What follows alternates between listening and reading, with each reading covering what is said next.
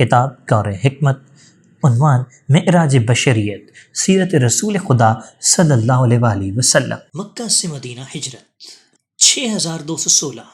مورخین کے مطابق حضرت آدم علیہ السلام کے زمین پر اترنے کے بعد سے شمار کیے جانے والے سال میں مدینے کے لوگوں نے دوبارہ عقبہ میں بیعت کی اور انہوں نے رسول خدا صلی اللہ علیہ وآلہ وسلم سے ان کی پیروی اور اتباع پر بیعت کی کہ وہ حضرت کی اپنی جان اور جسم کی طرح حفاظت کریں گے، اور جو چیز وہ اپنے لیے پسند نہیں کرتے وہ آپ کے لیے بھی پسند نہیں کریں گے۔ جب یہ معاہدہ پختہ ہو گیا تو مدینے کے لوگ اپنے وطن واپس چلے گئے، لیکن جب کفار قریش کو پیغمبر کے ساتھ ان کے اس عہد و پیمان کی خبر ملی تو یہ چیز ان کے کینہ اور مکر و فریب کی زیادتی کا باعث بنی، اور انہوں نے اس مسئلے پر ایک شورا مشورے کی بیٹھک بلائی۔ ان کے عقل مند اور تجربے کار 40 افراد دارالندوہ میں جمع ہوئے۔ شیطان قبیلہ نجد کے ایک بوڑھے شخص کی شکل میں ان میں داخل ہوا اور تبادلہ افکار اور اظہار نظریات کے بعد سب کا اس بات پر اتفاق ہوا کہ ہر قبیلے کا ایک بہادر و دلیر شخص منتخب کیا جائے اور ہر ایک کے ہاتھ میں تلوار دی جائے۔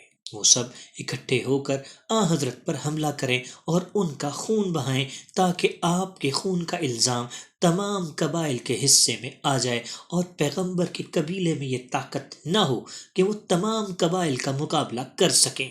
مجبوراً معاملہ خون کے بدلے کچھ قیمت ادا کرنے پر جا پڑے گا۔ بس سب نے اس پر اتفاق کیا اور اس مہم کو سر کرنے میں لگ گئے۔ پھر وہ شخص جو اس کام کے لیے تیار کیے گئے تھے ماہ ربیع الاول کی پہلی تاریخ کو رات کے وقت آپ کے مکان کے گرد آ گئے اور کمین گاہ میں بیٹھے تاکہ جب پیغمبر اپنے بستر پر جا کر لیٹیں تو ان پر حملہ کر کے انہیں قتل کر دیں۔ خداوند عالم نے نبی اکرم کو اس واقعے کی خبر کر دی اور یہ آیت مبارکہ نازل فرمائی، اور وہ وقت یاد کریں جب یہ کفار آپ کے خلاف تدبیر سوچ رہے تھے کہ آپ کو قید کر دیں یا آپ کو قتل کر دیں یا آپ کو مکہ سے نکال باہر کریں۔ وہ اپنی چال سوچ رہے تھے اور اللہ اپنی تدبیر کر رہا تھا، اور اللہ سب سے بہتر تدبیر کرنے والا ہے۔ اور حکم دیا کہ امیر المومنین کو اپنے بستر پر سلا کر شہر سے نکل جائیں، تو آپ نے امیر المومنین علیہ السلام سے فرمایا کہ مشرکین آج رات مجھے قتل کرنا چاہتے ہیں، اور خداوند عالم نے مجھے ہجرت کا حکم دیا ہے اور غار سور کی طرف جانے کا فرمان ہوا ہے، اور یہ کہ تمہیں حکم دوں کہ میرے بستر پر سو جاؤ تاکہ انہیں معلوم نہ ہو کہ میں چلا گیا ہوں۔ کیا کہتے ہو اور کیا کرو گے؟ امیر المومنین علیہ السلام نے عرض کی، اے خدا کے نبی، میرے آپ کے بستر پر سو جانے سے آپ کی جان تو سلامت رہے گی؟ فرمایا ہاں۔ امیر المومنین علیہ السلام مسکرائے اور سجدہ شکر بجا لائے، اور یہ پہلا سجدہ شکر تھا جو اس امت میں واقع ہوا تھا۔ پھر سجدے سے سر اٹھا کر عرض کی کہ جہاں آپ کو جانے کی طرف حکم ملا ہے چلے جائیے، میری جان آپ پر فدا ہو، اور آپ جو چاہیں مجھے حکم دیں کہ میں اسے دل و جان سے قبول کروں گا اور ہر معاملے میں خدا سے توفیق چاہوں گا۔ بس آپ صلی اللہ علیہ وآلہ وسلم نے جناب امیر علیہ السلام کو گلے سے لگایا اور بہت روئے اور انہیں خدا کے سپرد کیا، اور جبرائیل علیہ السلام نے آپ کا ہاتھ تھام لیا اور گھر سے باہر لے آئے، اور حضرت صلی اللہ علیہ وآلہ وسلم نے یہ آیت پڑھی، اور ہم نے ان کے آگے دیوار کھڑی کی ہے اور ان کے پیچھے بھی دیوار کھڑی کی ہے، اور ہم نے انہیں ڈھانک دیا ہے لہٰذا وہ کچھ دیکھ نہیں پاتے، اور مٹھی بھر خاک ان کے چہروں پر پھینک دی اور فرمایا یہ چہرے بگڑ جائیں اور غار سور کی طرف چل پڑے۔ اور ایک روایت ہے کہ ام ہانی کے گھر تشریف لائے اور صبح کی تاریکی میں غار سور کی طرف روانہ ہوئے۔ ادھر حضرت امیر المومنین حضرت کے بستر پر لیٹ گئے اور آپ کی چادر اوڑھ لی۔ کفار قریش نے چاہا کہ اس رات گھر میں کود جائیں۔ ابو لہب جو ان کے ساتھ تھا اس نے منع کیا اور کہنے لگا میں رات کو تمہیں اندر نہیں جانے دوں گا، کیونکہ اس گھر میں بچے اور عورتیں ہیں۔ رات بھر اس گھر کی نگرانی کریں گے اور صبح کے وقت اس پر حملہ کر دیں گے۔ جب صبح کے وقت انہوں نے اس کام کا ارادہ کیا تو حضرت امیر المؤمنین علیہ السلام ان کے سامنے کھڑے ہو گئے اور انہیں للکارا۔ وہ کہنے لگے اے علی، محمد کہاں ہے؟ آپ علیہ السلام نے فرمایا کیا تم انہیں میرے سپرد کر گئے تھے؟ تم انہیں شہر سے نکالنا چاہتے تھے، وہ خود چلے گئے۔ بس وہ لوگ علی علیہ السلام کو چھوڑ کر نبی اکرم کی تلاش میں نکل کھڑے ہوئے، اور خداوند عالم نے یہ آیت امیر المومنین علی علیہ السلام کی شان میں نازل فرمائی، اور انسانوں میں کوئی ایسا بھی ہے جو اللہ کی رضا جوئی میں اپنی جان بیچ ڈالتا ہے، اور اللہ ایسے بندوں پر بہت مہربان ہے۔ اور حضرت پیغمبر صلی اللہ علیہ وآلہ وسلم 3 دن تک غار ثور میں رہے، اور چوتھے دن مدینے کی طرف روانہ ہوئے، اور 12 ربیع الاول بعثت کے 13ویں سال مدینہ طیبہ میں داخل ہوئے۔ ہجرت کے پہلے سال کے واقعات۔ پیغمبر صلی اللہ علیہ وآلہ وسلم کی ہجرت مدینہ مسلمانوں کی تاریخ کی ابتدا بنی، اور ہجرت کے پہلے سال 5 ماہ یا 8 ماہ کے بعد حضرت صلی اللہ علیہ وآلہ وسلم نے مہاجرین و انصار کے درمیان عقد مواخات بھائی چارہ باندھا، اور امیر المومنین علیہ السلام کو اپنا بھائی قرار دیا، اور اسی سال کے ماہ شوال میں عائشہ کے ساتھ شادی کی۔ ہجرت کے دوسرے سال کے واقعات۔ ہجرت کے دوسرے سال مسلمانوں کا قبلہ بیت المقدس کے بجائے کعبہ ہو گیا، اور اسی سال حضرت فاطمہ کی شادی خانہ آبادی جناب امیر المومنین علیہ السلام سے ہوئی۔ بعض محققین نے کہا ہے کہ اسی سال سورہ حل عطا اہل بیت علیہ السلام کی شان میں نازل ہوئی، اور خداوند عالم نے بہشت کی بہت سی نعمتوں کا اس سورہ میں ذکر کیا ہے، لیکن حور العین کا ذکر نہیں فرمایا۔ شاید جناب فاطمہ صلوات اللہ علیہ کی جلالت کو ملحوظ رکھتے ہوئے اللہ نے اس سورہ میں حوروں کا تذکرہ نہیں فرمایا۔ اور آخر شعبان سن 2 ہجری میں ماہ رمضان کے روزے فرض ہوئے۔ اسی سال مشرکین سے جنگ کا حکم نازل ہوا۔ سن 2 ہجری میں ہی 70 دن گزر جانے کے بعد جنگ ابوا ہوئی۔ ابوا ایک بڑے گاؤں کا نام ہے جو مکہ اور مدینہ کے درمیان واقع ہے، اور وہیں نبی اکرم صلی اللہ علیہ وآلہ وسلم کی والدہ جناب آمنہ کی قبر ہے، اور وہیں ایک اور گاؤں ہے جسے ودان کہتے ہیں۔ یہی وجہ ہے کہ اس جنگ کو جنگ ودان بھی کہتے ہیں، اور اس جنگ میں معاملہ صلح کو پہنچ گیا، اور رسول اکرم صلی اللہ علیہ وآلہ وسلم جنگ کے بغیر واپس آ گئے، اور اس جنگ کے علم بردار جناب حمزہ علیہ السلام تھے۔ اس کے بعد سریہ حمزہ پیش آیا، اور یہ جاننا چاہیے جب حضرت رسول صلی اللہ علیہ وآلہ وسلم کسی لشکر کو کسی جنگ کے لیے تیار کرتے اور خود بھی اس کے ساتھ جاتے تو اس کو غزوہ کہتے ہیں، اور خود ساتھ نہ جاتے تو اسے بعث اور سریہ کہتے ہیں۔ اور سریہ لشکر کے ایک گروہ کو کہتے ہیں جو دشمن کے مقابلے میں بھیجا جائے، جس میں کم سے کم 9 افراد اور زیادہ سے زیادہ 400 ہوں، اور بعض کہتے ہیں کہ سریہ 100 سے لے کر 500 تک ہے، اور اس سے زیادہ کو منس کہتے ہیں، اور اگر 800 سے زیادہ ہوں تو اسے جیش کہتے ہیں، اور اگر 4000 سے زیادہ ہوں تو اسے جحفل کہتے ہیں۔ ماہ ربیع الاول میں غزوہ بوات پیش آیا، اور اسی طرح ہوا کہ آن حضرت صلی اللہ علیہ وآلہ وسلم 200 صحابہ کے ساتھ مدینے سے کاروان قریش کے قصد سے بوات تک تشریف لے گئے۔ دشمن سے 2-4 ہوئے بغیر پلٹ آئے، اور بوات ایک پہاڑ ہے جبال جہنیہ میں سے رضوی کی طرف، اور رضوی مکہ و مدینہ کے درمیان ینبو کے نزدیک ایک پہاڑ ہے۔ کسانیہ مذہب والے کہتے ہیں کہ محمد بن حنفیہ اس میں مقیم و زندہ ہیں تاکہ وہاں سے خروج کریں گے۔ اور غزوہ بوات کے بعد غزوہ ذوالعشیرہ پیش آیا۔ عشیرہ مکہ کے درمیان ینبو کے نزدیک بنی مدلج قبیلے کی جگہ ہے، اور وہ اس طرح ہوا کہ رسول خدا صلی اللہ علیہ وآلہ وسلم نے سنا کہ ابو سفیان قریش کے ایک گروہ کے ساتھ تجارت کے لیے شام جا رہا ہے۔ بس حضرت صلی اللہ علیہ وآلہ وسلم صحابہ کی ایک جماعت کے ساتھ اس کے پیچھے ذوالعشیرہ تک تشریف لے گئے۔ ابو سفیان سے آمنا سامنا ہوا، لیکن بنی مدلج کے بڑے لوگ جو ذوالعشیرہ کے اطراف میں رہتے تھے وہ آپ کی خدمت میں حاضر ہوئے، اور انہوں نے آپ سے صلح کر لی۔ غزوہ بدر۔ جمادی الثانی میں غزوہ بدر اولیٰ پیش آیا، اور اس کی وجہ یہ تھی کہ نبی اکرم صلی اللہ علیہ وآلہ وسلم کو یہ اطلاع ملی کہ قرظ بن جابر فہری قریش کے گروہ کے ساتھ مدینے سے 3 منزل کے فاصلے پر آیا ہے، اور وہ حضرت صلی اللہ علیہ وآلہ وسلم کے اونٹ اور باقی لوگوں کے چوپائے ہنکا کے مکہ لے گیا ہے۔ رسول خدا صلی اللہ علیہ وآلہ وسلم نے جنگ کا علم پرچم حضرت امیر علیہ السلام کے سپرد کیا، اور مہاجرین کے ایک گروہ کے ساتھ منزل صفوان میں جو بدر کے اطراف میں ہے پہنچے اور 3 دن وہاں آرام فرمایا اور ہر طرف سے مشرکین کے حالات کا جائزہ لیا۔ جب ان کی خبر نہ مل سکی تو آپ صلی اللہ علیہ وآلہ وسلم مدینے واپس آ گئے، اور اس وقت ماہ جمادی الثانی ختم ہو رہا تھا۔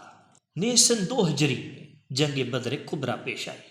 اس کا خلاصہ یہ ہے کہ کفار قریش مثلا عتبہ، شیبہ، ولید بن عتبہ، ابو جہل، ابو البختری، نوفل بن خویلد اور باقی قریش مکہ جنگجو افراد کی ایک بڑی جماعت کے ساتھ کہ جن کی مجموعی تعداد 950 تھی، نبی اکرم سے جنگ کی تیاری کر کے مکہ سے روانہ ہوئے۔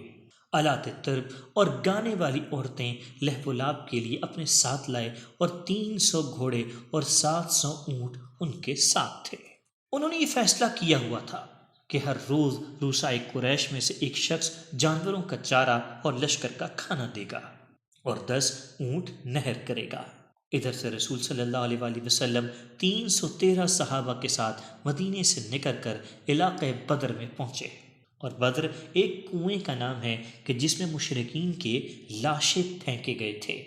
جب حضور صلی اللہ علیہ وآلہ وسلم بدر کے علاقے میں پہنچ گئے تو حضور صلی اللہ علیہ وآلہ وسلم جا بجا زمین کی طرف اشارہ کرتے اور فرماتے کہ یہ فلاں کافر کے مرنے کی جگہ ہے، اور کفار قریش میں ہر ایک قتل گاہ بتاتے تھے، اور وہی ہوا جو آپ صلی اللہ علیہ وآلہ وسلم نے فرمایا۔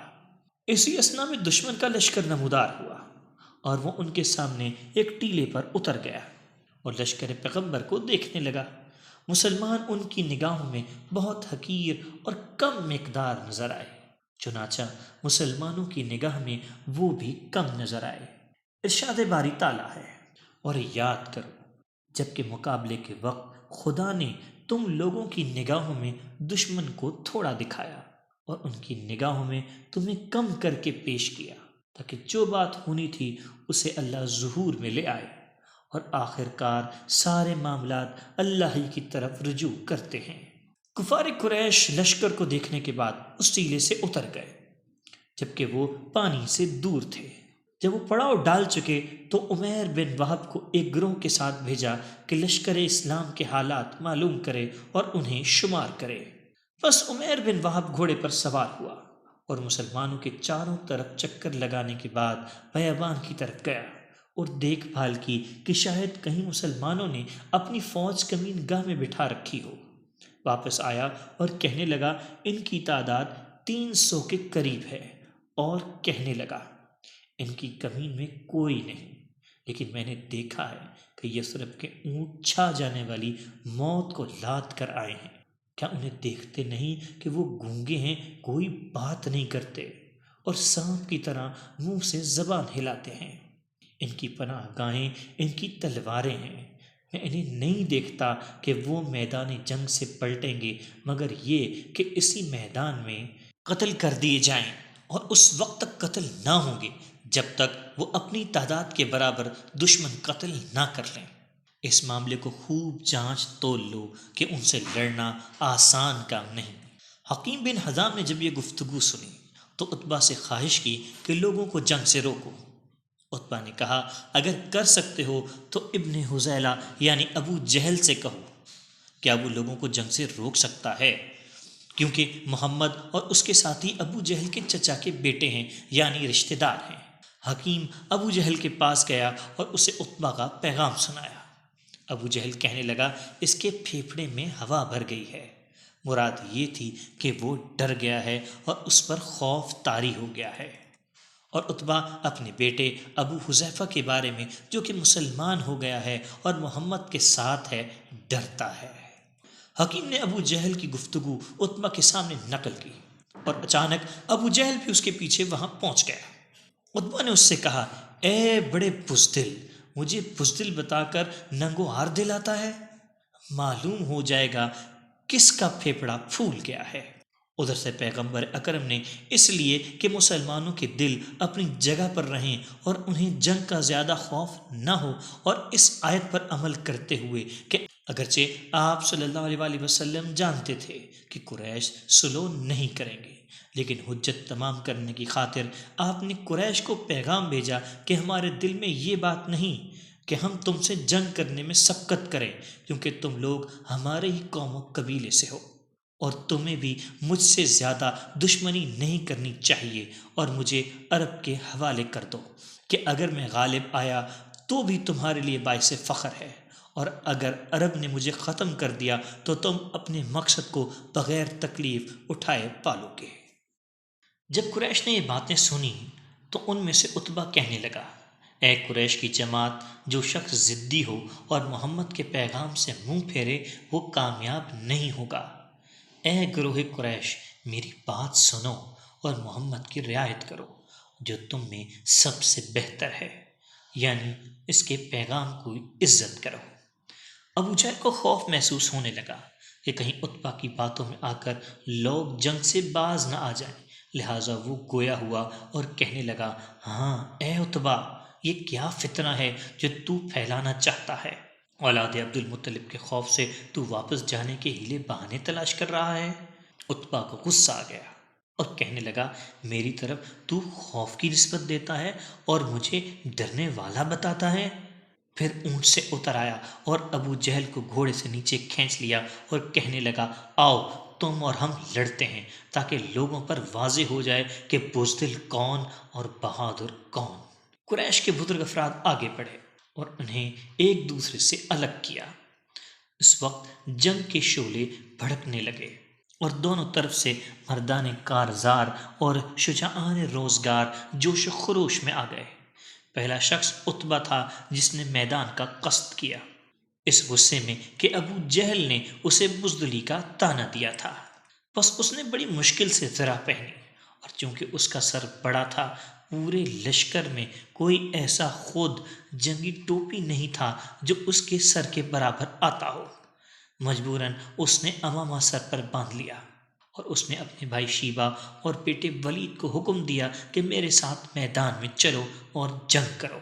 بس تینوں افراد نے اپنے گھوڑوں پر اینٹ لگائی اور دونوں لشکروں کے درمیان چکر کھانے لگے اور مبارز اپنے مقابل لڑنے والا طلب کرنے لگے۔ انصار میں سے 3 اشخاص ان کے مقابلے میں گئے۔ عتبہ نے کہا، تم کون لوگ ہو اور کس قبیلے سے ہو؟ کہنے لگے، ہم انصار میں سے ہیں۔ عتبہ کہنے لگا، تم ہمارے کفو ہم پلہ نہیں ہو، ہم تم سے جنگ نہیں کرتے، اور پکار کر کہا، اے محمد، ہمارے بنی اعمام میں سے کسی کو بھیج جو ہم سے جنگ کرے، جو کہ ہمارا مد مقابل اور کفو ہو۔ اور رسول خدا صلی اللہ علیہ وآلہ وسلم بھی نہیں چاہتے تھے کہ پہلے انصار جنگ کریں۔ بس آپ نے حضرت علی علیہ السلام، جناب حمزہ بن عبد المطلب اور عبیدہ بن حارث بن عبد المطلب بن ہاشم بن عبد مناف کو جنگ کی اجازت دی، اور یہ تینوں بزرگوار غضبناک شیر کی طرح آگے بڑھے۔ جناب حمزہ نے کہا، میں حمزہ بن عبد المطلب اللہ اور اس کے رسول کا شیر ہوں۔ جواب میں عتبہ نے کہا، نہایت ہی اچھے اور کریم ہم پلہ ہو، اور میں بھی حلفا کا شیر اور متبعین کا شیر ہوں۔ اس بات سے عتبہ نے اپنے آپ کو حلفا اور متبعین کی طرف منسوب کیا، اور متبعین کا ذکر رسول اللہ صلی اللہ علیہ وآلہ وسلم کے آباء و اجداد کے ذکر میں گزر چکا ہے۔ خلاصہ یہ کہ امیر المؤمنین ولید سے دو بدو ہوئے، حمزہ شیبہ سے، اور عبیدہ عتبہ کے مقابل آ کھڑے ہوئے۔ پس امیر المؤمنین علیہ السلام نے رجس پڑھا، میں 2 حوضوں کے مالک عبد المطلب اور ہاشم کا بیٹا ہوں، جس نے بھوک کے سال کھانا کھلایا تھا۔ میں اپنے عہد و میثاق کو پورا کروں گا اور حسب نسب کی حمایت و حفاظت کروں گا۔ بس آپ علیہ السلام نے ولید کے کاندھے پر تلوار ماری، جو اس کی بغل کے نیچے سے باہر آ گئی، اور اس کا بازو اتنا چوڑا اور بڑا تھا کہ جب وہ اسے بلند کرتا تو اس سے اس کا چہرہ چھپ جاتا تھا۔ کہتے ہیں کہ اس نے وہ کٹا ہوا ہاتھ حضرت امیر علیہ السلام کے سر پر مارا اور اپنے باپ عتبہ کی طرف بھاگا۔ حضرت علیہ السلام اس کے پیچھے گئے اور اس کی ران پر دوسرا زخم لگایا کہ جس سے وہ فوراً مر گیا، اور جناب حمزہ اور شیبہ ایک دوسرے سے لڑتے رہے اور ایک دوسرے پر تلوار کے اتنے وار کیے اور ایک دوسرے کے پیچھے اتنے دوڑے کہ تلواریں بیکار ہو گئیں اور ڈھالیں ٹوٹ گئیں۔ بس تلوار ایک طرف پھینک دی اور ایک دوسرے سے گتم گتا ہو گئے۔ جب مسلمانوں نے دور سے یہ منظر دیکھا تو پکار کر کہا، اے علی دیکھیے یہ کتا کس طرح آپ کے چچا پر غالب آ رہا ہے۔ حضرت علی علیہ السلام اس کی طرف گئے اور حمزہ کے پیچھے کھڑے ہو گئے، اور چونکہ حمزہ کا قد شیبہ سے بڑا تھا لہٰذا فرمایا، چچا اپنے سر کو نیچے کرو۔ حمزہ نے سر نیچے کیا تو علی علیہ السلام نے تلوار مار کر شیبہ کا آدھا سر الگ کر دیا اور اسے ہلاک کر دیا۔ باقی رہا عبیدہ، تو وہ جب عتبہ کے قریب پہنچا تو یہ دونوں بڑے بہادر اور شجاع تھے، تو دونوں نے اچانک ایک دوسرے پر حملہ کر دیا، اور عبیدہ نے عتبہ کے سر پر تلوار لگائی جو اس کے آدھے سر تک چلی گئی۔ اس طرح عتبہ نے نیچے سے تلوار عبیدہ کے پاؤں پر ماری جس سے ان کی پنڈلی کٹ گئی۔ ادھر امام علی علیہ السلام جب شیبہ سے فارغ ہوئے تو عتبہ کا قصد کیا۔ اب اس میں کچھ رمق باقی تھی کہ اس کی جان بھی لے لی، تو اس امام علی علیہ السلام نے ان تینوں کے قتل میں شرکت کی۔ یہی وجہ تھی کہ آپ علیہ السلام نے معاویہ کو مخاطب کر کے فرمایا تھا، اے معاویہ میرے پاس وہ تلوار اب بھی موجود ہے جس سے میں نے تیرے بھائی، تیرے ماموں اور تیرے نانا کو بدر کے دن کاٹا تھا۔ بس حضرت علی علیہ السلام نے جناب حمزہ کے ساتھ مل کر حضرت عبیدہ کو اٹھایا اور رسول صلی اللہ علیہ وآلہ وسلم کی خدمت میں لے آئے۔ رسول خدا صلی اللہ علیہ وآلہ وسلم نے ان کا سر اپنے زانوں پر رکھا اور اتنا روئے کہ آپ کے آنسو عبیدہ کے چہرے پر بہنے لگے، اور عبیدہ کی پنڈلی کا گوشت لٹک رہا تھا۔ بدر سے واپسی پر روحا یا صفرا کے مقام پر آپ کی وفات ہوئی اور آپ وہیں دفن ہوئے، اور عبیدہ عمر میں حضرت صلی اللہ علیہ وآلہ وسلم سے 10 سال بڑے تھے، اور خداوند عالم نے یہ آیت ان 6 افراد کے متعلق نازل کی جن میں سے دو ایک دوسرے سے لڑتے تھے۔ یہ 2 دشمن ہیں جنہوں نے اللہ کے لیے ایک دوسرے سے جھگڑا کیا، بس جن لوگوں نے کفر کیا ان کے لیے آگ کے کپڑے تیار کیے گئے اور ان کے سروں پر گرم پانی ڈالا گیا۔ خلاصہ یہ کہ ان 3 افراد کے قتل ہونے سے کفار کے دل میں رعب بیٹھ گیا۔ ابو جہل کفار کو جنگ پر اکساتا تھا، اور شیطان سراقہ بن مالک کی شکل میں قریش سے کہنے لگا، میں تمہارا ہمسایہ ہوں، اپنا علم پرچم مجھے دے دو۔ پس وہ مصرع کا جھنڈا لے کر لشکر کی صف کے سامنے دوڑنے لگا اور کفار کی جنگ پر قوی دل بنانے لگا۔ ادھر سے نبی اکرم صلی اللہ علیہ وآلہ وسلم اپنے اصحاب سے کہنے لگے، آنکھیں نیچے کر لو اور دانت پیچ لو، اور اپنے اصحاب کی قلت کو دیکھ کر اللہ کی بارگاہ میں دست دراز ہوئے اور اللہ تعالیٰ سے نصرت طلب کی، تو خداوند عالم نے ان کی مدد کے لیے فرشتے نازل فرمائے۔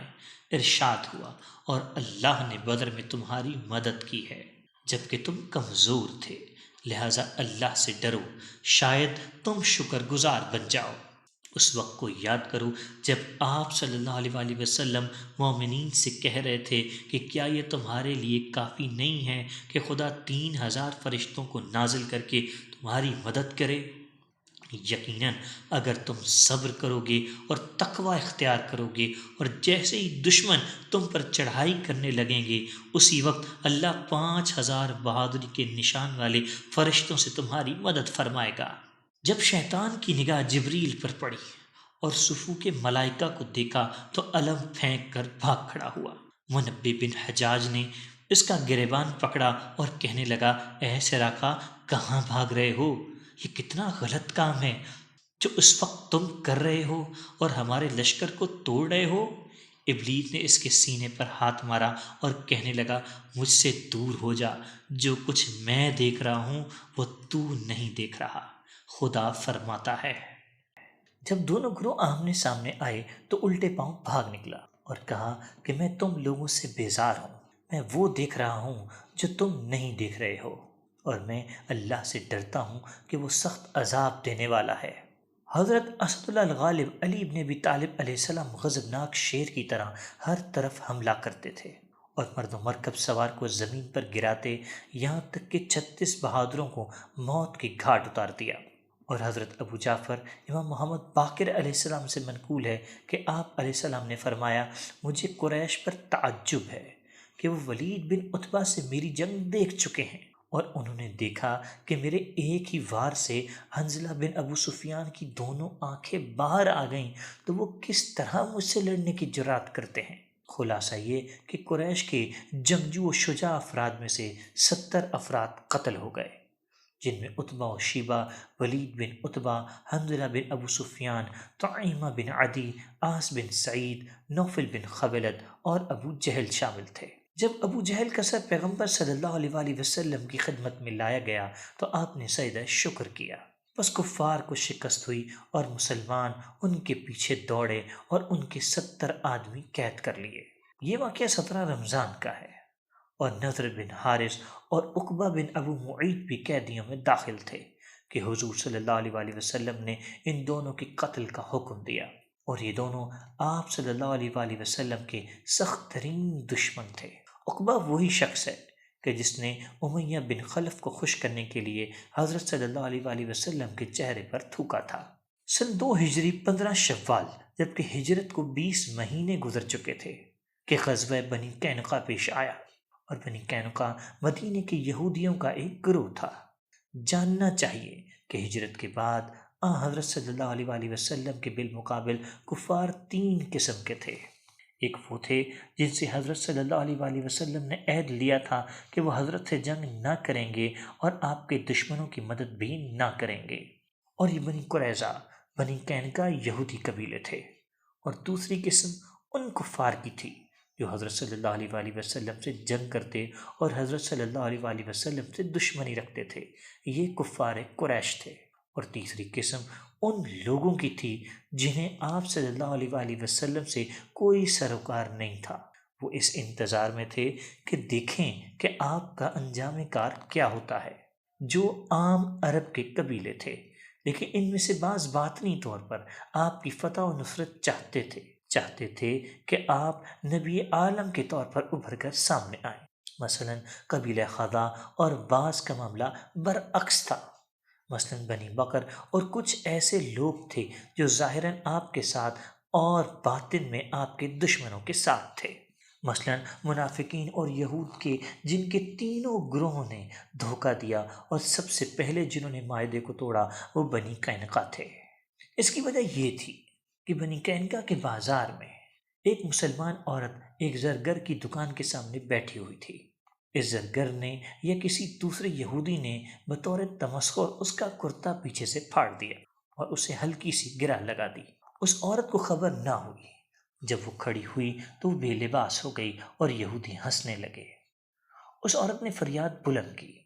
جب ایک مسلمان نے یہ دیکھا تو اس نے اس قبیح کام کی وجہ سے اس یہودی کو قتل کر دیا۔ یہودی ہر طرف جمع ہو گئے اور انہوں نے اس مسلمان کو شہید کر دیا۔ جب حضور صلی اللہ علیہ وآلہ وسلم کو اس واقعے کی خبر ہوئی تو آپ صلی اللہ علیہ وآلہ وسلم نے یہودیوں کے بڑے لوگوں کو بلایا اور فرمایا کہ تم نے کیوں پیمان شکنی کی اور عہد کو توڑا؟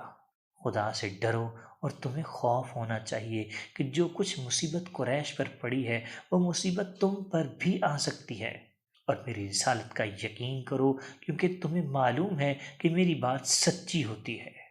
وہ کہنے لگے اے محمد ہمیں نہ ڈراؤ اور قریش کی جنگ اور ان پر غلبے سے نہ اتراؤ، کیونکہ آپ نے ایسے لوگوں سے جنگ لڑی ہے جنہیں جنگ کے قوانین معلوم نہیں تھے، اور اگر ہم سے پالا پڑا تو آپ کو جنگ کے طریقے معلوم ہو جائیں گے۔ یہ کہہ کر وہ اٹھ کھڑے ہوئے اور اپنا دامن جھاڑ کر چل دیے۔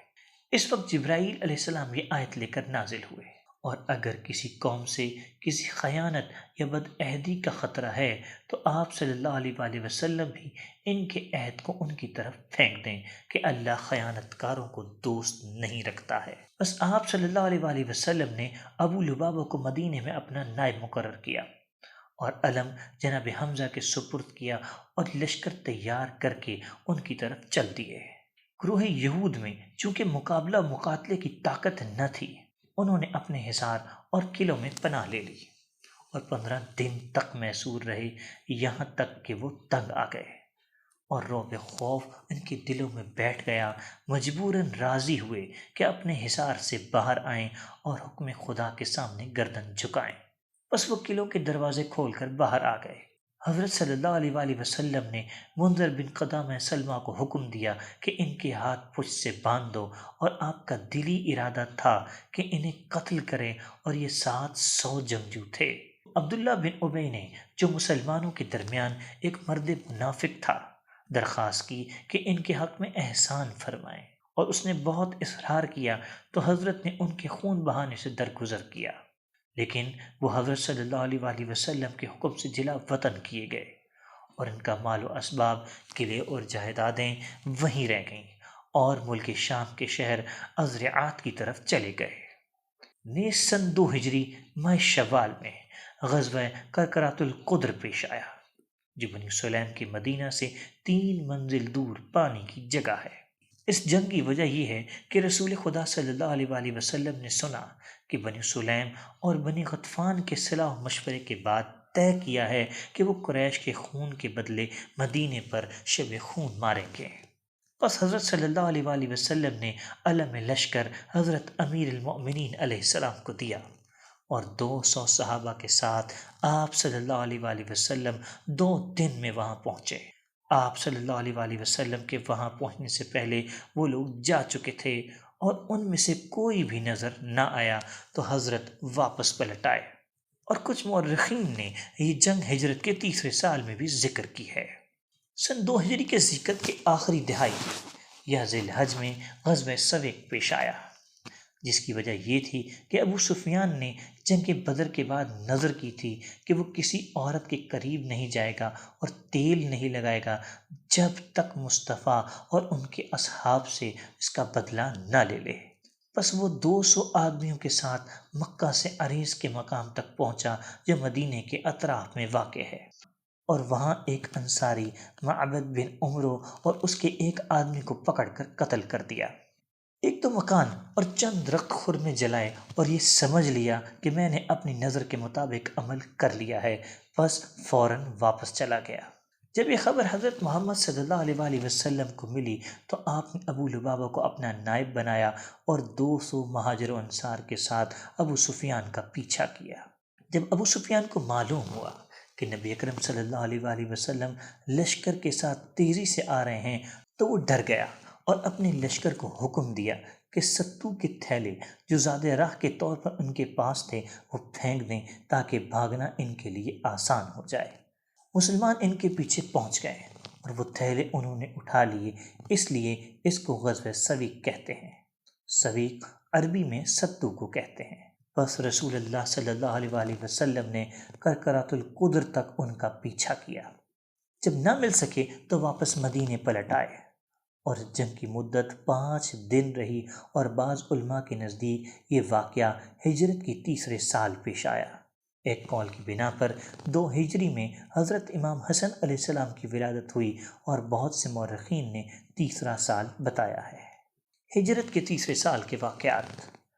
غزوہ غطفان۔ سن 3 ہجری میں غزوہ غطفان پیش آیا، اور اس کو غزوہ ذی امر اور غزوہ انمار بھی کہتے ہیں۔ یہ نجد کے علاقے میں ایک جگہ ہے۔ اس جنگ کی وجہ یہ تھی کہ رسول خدا صلی اللہ علیہ وآلہ وسلم کو یہ معلوم ہوا کہ بنی ثعلبہ اور بنی محارب مقام ذی امر میں جمع ہوئے ہیں، تاکہ اطراف مدینہ کو تاراج کریں اور مال غنیمت حاصل کریں، اور حارث کا بیٹا جس کا نام دؤسور تھا وہ ان کا سردار تھا۔ بس نبی اکرم صلی اللہ علیہ وآلہ وسلم 4,500 افراد کے ساتھ تیزی سے مقام ذی امر تک پہنچے۔ دؤسور اپنے آدمیوں سمیت پہاڑی پر بھاگ گیا، اور ان میں سے کوئی بھی نہ ملا سوائے ایک شخص کے جو بنی ثعلبہ میں سے تھا۔ مسلمان اسے پکڑ کر پیغمبر صلی اللہ علیہ وآلہ وسلم کی خدمت میں لے آئے۔ حضرت صلی اللہ علیہ وآلہ وسلم نے اس کے سامنے اسلام کو پیش کیا تو وہ اسلام لے آیا۔ اس دوران سخت بارش ہوئی، یہاں تک کہ لشکریوں کے بدن اور کپڑوں سے پانی بہہ رہا تھا۔ لوگ ہر طرف بکھر گئے اور اپنے اپنے سامان کی دیکھ بھال میں لگ گئے۔ نبی اکرم صلی اللہ علیہ وآلہ وسلم نے اپنا لباس اتارا اور اسے نچوڑ کر ایک درخت کی ٹہنیوں پر ڈال دیا، اور اس درخت کے نیچے لیٹ گئے۔ اچانک دؤسور حضرت صلی اللہ علیہ وآلہ وسلم کو قتل کرنے کے ارادے سے تلوار لیے ہوئے آپ کے پاس پہنچ گیا، اور کہنے لگا، اے محمد، آج تمہیں مجھ سے کون بچا سکتا ہے؟ حضرت صلی اللہ علیہ وآلہ وسلم نے فرمایا میرا اللہ۔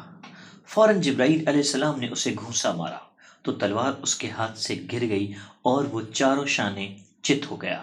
حضرت صلی اللہ علیہ وآلہ وسلم نے وہ تلوار اٹھا لی اور اس کے سرہانے کھڑے ہو کر فرمایا اب تجھے مجھ سے کون بچائے گا؟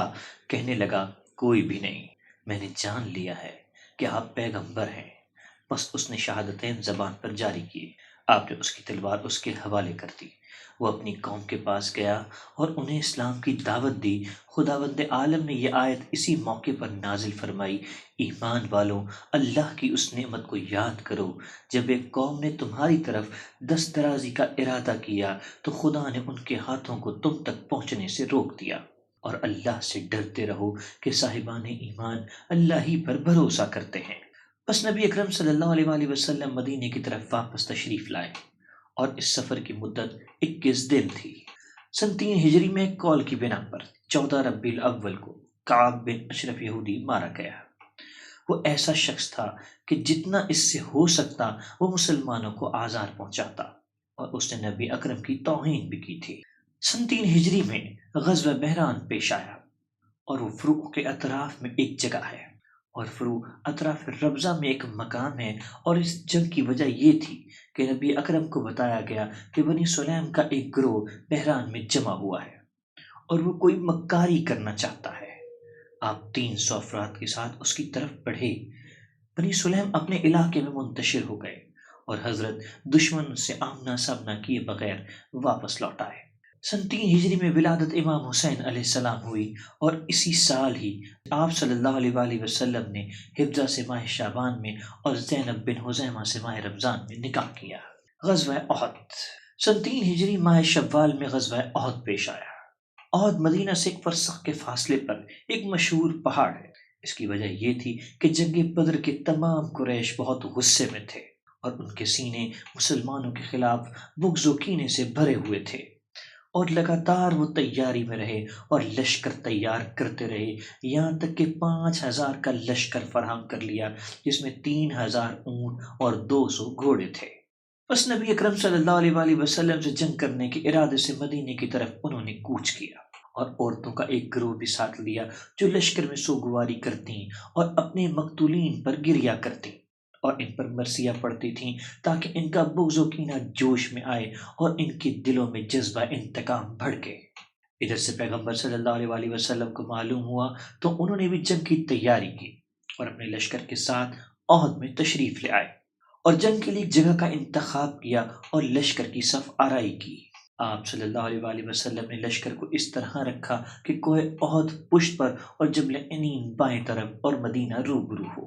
چونکہ عنین میں ایک شگاف تھا کہ اگر دشمن چاہتا وہاں سے حملہ کر سکتا تھا، عبداللہ بن جبیر کو 50 کمانداروں کے ساتھ وہاں کھڑا کر دیا تاکہ دشمن کو اس شگاف سے گزرنے سے روکیں، اور فرمایا اگر تم دیکھو کہ ہمیں جنگ میں فتح و غلبہ حاصل ہو چکا ہے، یہاں تک کہ ہم نے انہیں مکہ میں داخل کر دیا ہے، تب بھی ہرگز اس جگہ سے نہ ہلنا، اور اگر دیکھو کہ ہمیں جنگ میں شکست ہو گئی ہے، یہاں تک کہ انہوں نے ہمیں مدینے میں داخل کر دیا ہے، تب بھی تم ہرگز اس جگہ سے حرکت نہ کرنا اور اس جگہ پر ڈٹے رہنا۔ جب مسلمانوں کا لشکر اپنی صفوں کو درست کر چکا تو آپ صلی اللہ علیہ وآلہ وسلم نے ان سے خطبہ ارشاد فرمایا، اے لوگو، میں وصیت کرتا ہوں جو اللہ نے اپنی کتاب میں مجھے کی ہے، یہ کہ اس کی اطاعت کرتے ہوئے عمل کیا جائے اور اس کے محرمات سے رکا جائے، یہاں تک کہ رسول صلی اللہ علیہ وآلہ وسلم نے فرمایا خدا نے تمہارے لیے حلال و حرام کو واضح طور پر بیان کر دیا ہے، مگر ان دونوں کے درمیان مشتبہات ہیں کہ جنہیں بہت سے لوگ نہیں جانتے مگر وہ جسے خدا بچا لے۔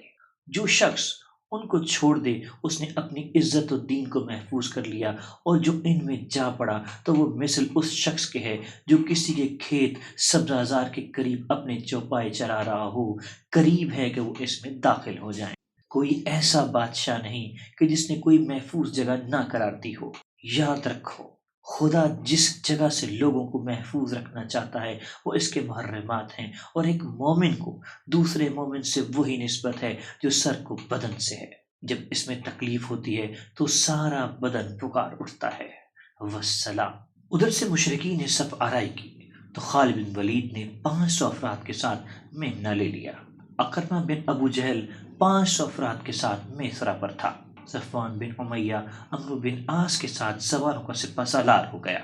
عبداللہ بن ربیع تیر اندازوں کا قائد تھا اور یہ 100 آدمی تیر انداز تھے، اور جس اونٹ پر حبل بت کو لاد کر لائے تھے وہ ان کے آگے تھا اور عورتیں لشکر کے پیچھے تھیں۔ علم لشکر طلحہ بن ابی طلحہ کو دے رکھا تھا۔ حضرت رسول اکرم صلی اللہ علیہ وسلم نے پوچھا کہ ان کا علم کس کے ہاتھ میں ہے؟ بتایا گیا قبیلہ بن عبددار کے ایک شخص کے ہاتھ میں۔ تو آپ صلی اللہ علیہ وسلم نے فرمایا ہم زیادہ وفا کے حقدار ہیں۔ بس آپ نے مصعب بن عمیر کو بلایا جو بنی عبددار میں سے تھا اور علم نصرت اس کے ہاتھ میں دیا۔ مصعب نے علم لیا اور وہ حضرت صلی اللہ علیہ وسلم کے آگے آگے رہا۔ پس طلحہ بن ابی طلحہ جو قبش قتیبہ لشکر کا میڈا تھا وہ علم مشرکین اٹھائے ہوئے تھا، گھوڑا بڑھا کر مبارز طلب ہوا، کوئی شخص اس کے مقابلے کی جرت نہ کر سکا۔ امیر المؤمنین علیہ السلام نر شیر کی طرح تلوار لے کر آگے بڑھے اور رجس پڑا۔ طلحہ کہنے لگا اے قسم بہادروں کی کمر توڑنے والے، مجھے معلوم تھا کہ تمہارے علاوہ میرے مقابلے میں کوئی نہیں آئے گا۔ بس امام علی علیہ السلام پر اس نے حملہ کیا اور آپ علیہ السلام پر تلوار لگائی کہ حضرت علیہ السلام نے ڈھال سے اس کے وار کو روکا، پھر ایسی تلوار اس کے سر پر لگائی کہ اس کا مغز سر سے باہر آ گیا اور وہ زمین پر گر پڑا اور وہ برہنہ ہو گیا، اور امام علی علیہ السلام سے پناہ مانگی، آپ واپس پلٹ گئے۔ رسول خدا صلی اللہ علیہ وسلم اس کے قتل سے خوش ہوئے۔ حضور نے تکبیر کہی اور مسلمانوں نے بھی تکبیر کی آواز بلند کی۔ طلحہ کے بعد اس کا بھائی مصعب نے علم لیا۔ امیر المومنین علیہ السلام نے اسے بھی قتل کیا۔ پھر بنی عبددار کا ایک ایک شخص علم لیتا اور قتل ہوتا گیا، یہاں تک کہ بنی عبددار میں سے کوئی شخص باقی نہ رہا جو علمدار بن سکے۔ اس قبیلے کے ایک غلام نے جس کا نام ثواب تھا اس نے علم اٹھایا۔ امیر المومنین علیہ السلام نے اسے بھی ان کے ساتھ مہلک کیا۔ روایت میں ہے کہ غلام حبشی تھا اور جسم کی بزرگی میں گنبد کی طرح تھا، اور اس وقت اس کے منہ سے قف جاری تھا اور اس کی آنکھیں سرخ ہو چکی تھیں، اور وہ کہتا کہ میں اپنے سرداروں کے بدلے محمد کے علاوہ کسی کو قتل نہیں کروں گا۔ مسلمان اس سے ڈر گئے اور اس کے مقابلے میں جانے کی کسی میں جرت نہ ہوئی۔ امیر المومنین علیہ السلام نے اسے ضرب لگائی اور کمر کے پاس سے اس طرح دو ٹکڑے کر دیا کہ اس کا اوپر والا حصہ جدا ہو گیا اور نچلا حصہ اسی طرح کھڑا رہا۔ مسلمان اسے دیکھتے اور ہنستے تھے۔ بس مسلمانوں نے حملہ کیا اور کفار کو منتشر کر دیا اور وہ شکست کھا گئے۔ مشرکین میں سے ہر شخص ایک طرف بھاگ گیا، اور وہ اونٹ جس نے حبل کو اٹھا رکھا تھا گر گیا اور حبل منہ کے بل گر پڑا۔ بس مسلمان مال غنیمت لوٹنے میں مشغول ہو گئے۔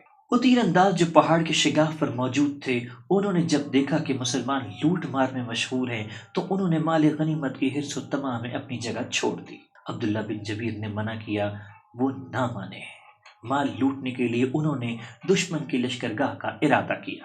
عبداللہ 10 سے کم افراد کے ساتھ وہاں رہ گیا۔ خالد بن ولید نے اکرمہ بن ابو جہل کے ساتھ 200 افراد کو لے کر کمین گاہ سے عبداللہ پر حملہ کر دیا۔ عبداللہ کو اس کی مٹھی بھر ساتھیوں کے ساتھ قتل کر دیا اور وہاں سے مسلمانوں پر پیچھے سے حملہ کر دیا، اور مشرکین کا علم دوبارہ بلند ہو گیا، اور بھاگنے والوں نے جب اپنے علم کو قائم دیکھا تو اپنی صفوں کی طرف واپس آ گئے، اور شیطان جعیل بن سراقہ کی شکل میں نکل آیا اور پکارنے لگا، آگاہ رہو کہ محمد قتل ہو گئے ہیں۔ مسلمانوں میں اس خبر وحشت کے اثر سے دہشت پھیل گئی اور وہ ایک دوسرے کو قتل کرنے لگے، یہاں تک کہ حذیفہ کے باپ یمان کو خود مسلمانوں نے قتل کر دیا اور رسول خدا کو چھوڑ کر بھاگ کھڑے ہوئے۔ امیر المومنین رسول خدا کے سامنے جنگ کر رہے تھے، اور جس طرف سے دشمن حضور پر حملہ کرنے کی کوشش کرتا، آپ رسول اللہ صلی اللہ علیہ وسلم کی ڈھال بن جاتے اور دشمن کو رسول اللہ صلی اللہ علیہ وسلم سے دور کر دیتے، یہاں تک کہ 90 زخم آپ علیہ السلام کے سر، چہرہ، سینہ، شکم، ہاتھ اور پاؤں پر لگے، اور لوگوں نے سنا کہ منادی آسمان سے ندا کر رہا تھا، کوئی تلوار نہیں سوائے ذوالفقار کے اور کوئی جوان نہیں سوائے علی کے، جبرائیل علیہ السلام نے پیغمبر سے عرض کی، یا رسول اللہ، یہ ہے مواسات و جانثاری جسے علی آشکار کر رہے ہیں۔ حضرت فرمایا، کیوں نہ ہو، علی مجھ سے ہے اور میں اس سے ہوں۔ جبرائیل نے کہا، اور میں آپ دونوں میں سے ہوں۔ خلاصہ یہ کہ عبداللہ بن قمی جو مشرکین میں سے ایک تھا، تلوار لے کر حضرت کو شہید کرنے کے ارادے سے آگے بڑھا۔ چونکہ مصعب بن عمیر علمدار لشکر رسول صلی اللہ علیہ وآلہ وسلم تھے، پہلے اس نے مصعب پر حملہ کیا اور ان کا دایاں بازو قلم کر دیا۔ مصعب نے علم بائیں بازو میں پکڑ لیا، اس نے مصعب کا بایاں بازو بھی قلم کر دیا، پھر ایک اور زخم لگایا کہ جس سے وہ شہید ہو گیا اور علم گر پڑا، لیکن ایک فرشتہ مصعب کی شکل میں آیا اور اس نے علم بلند کر دیا۔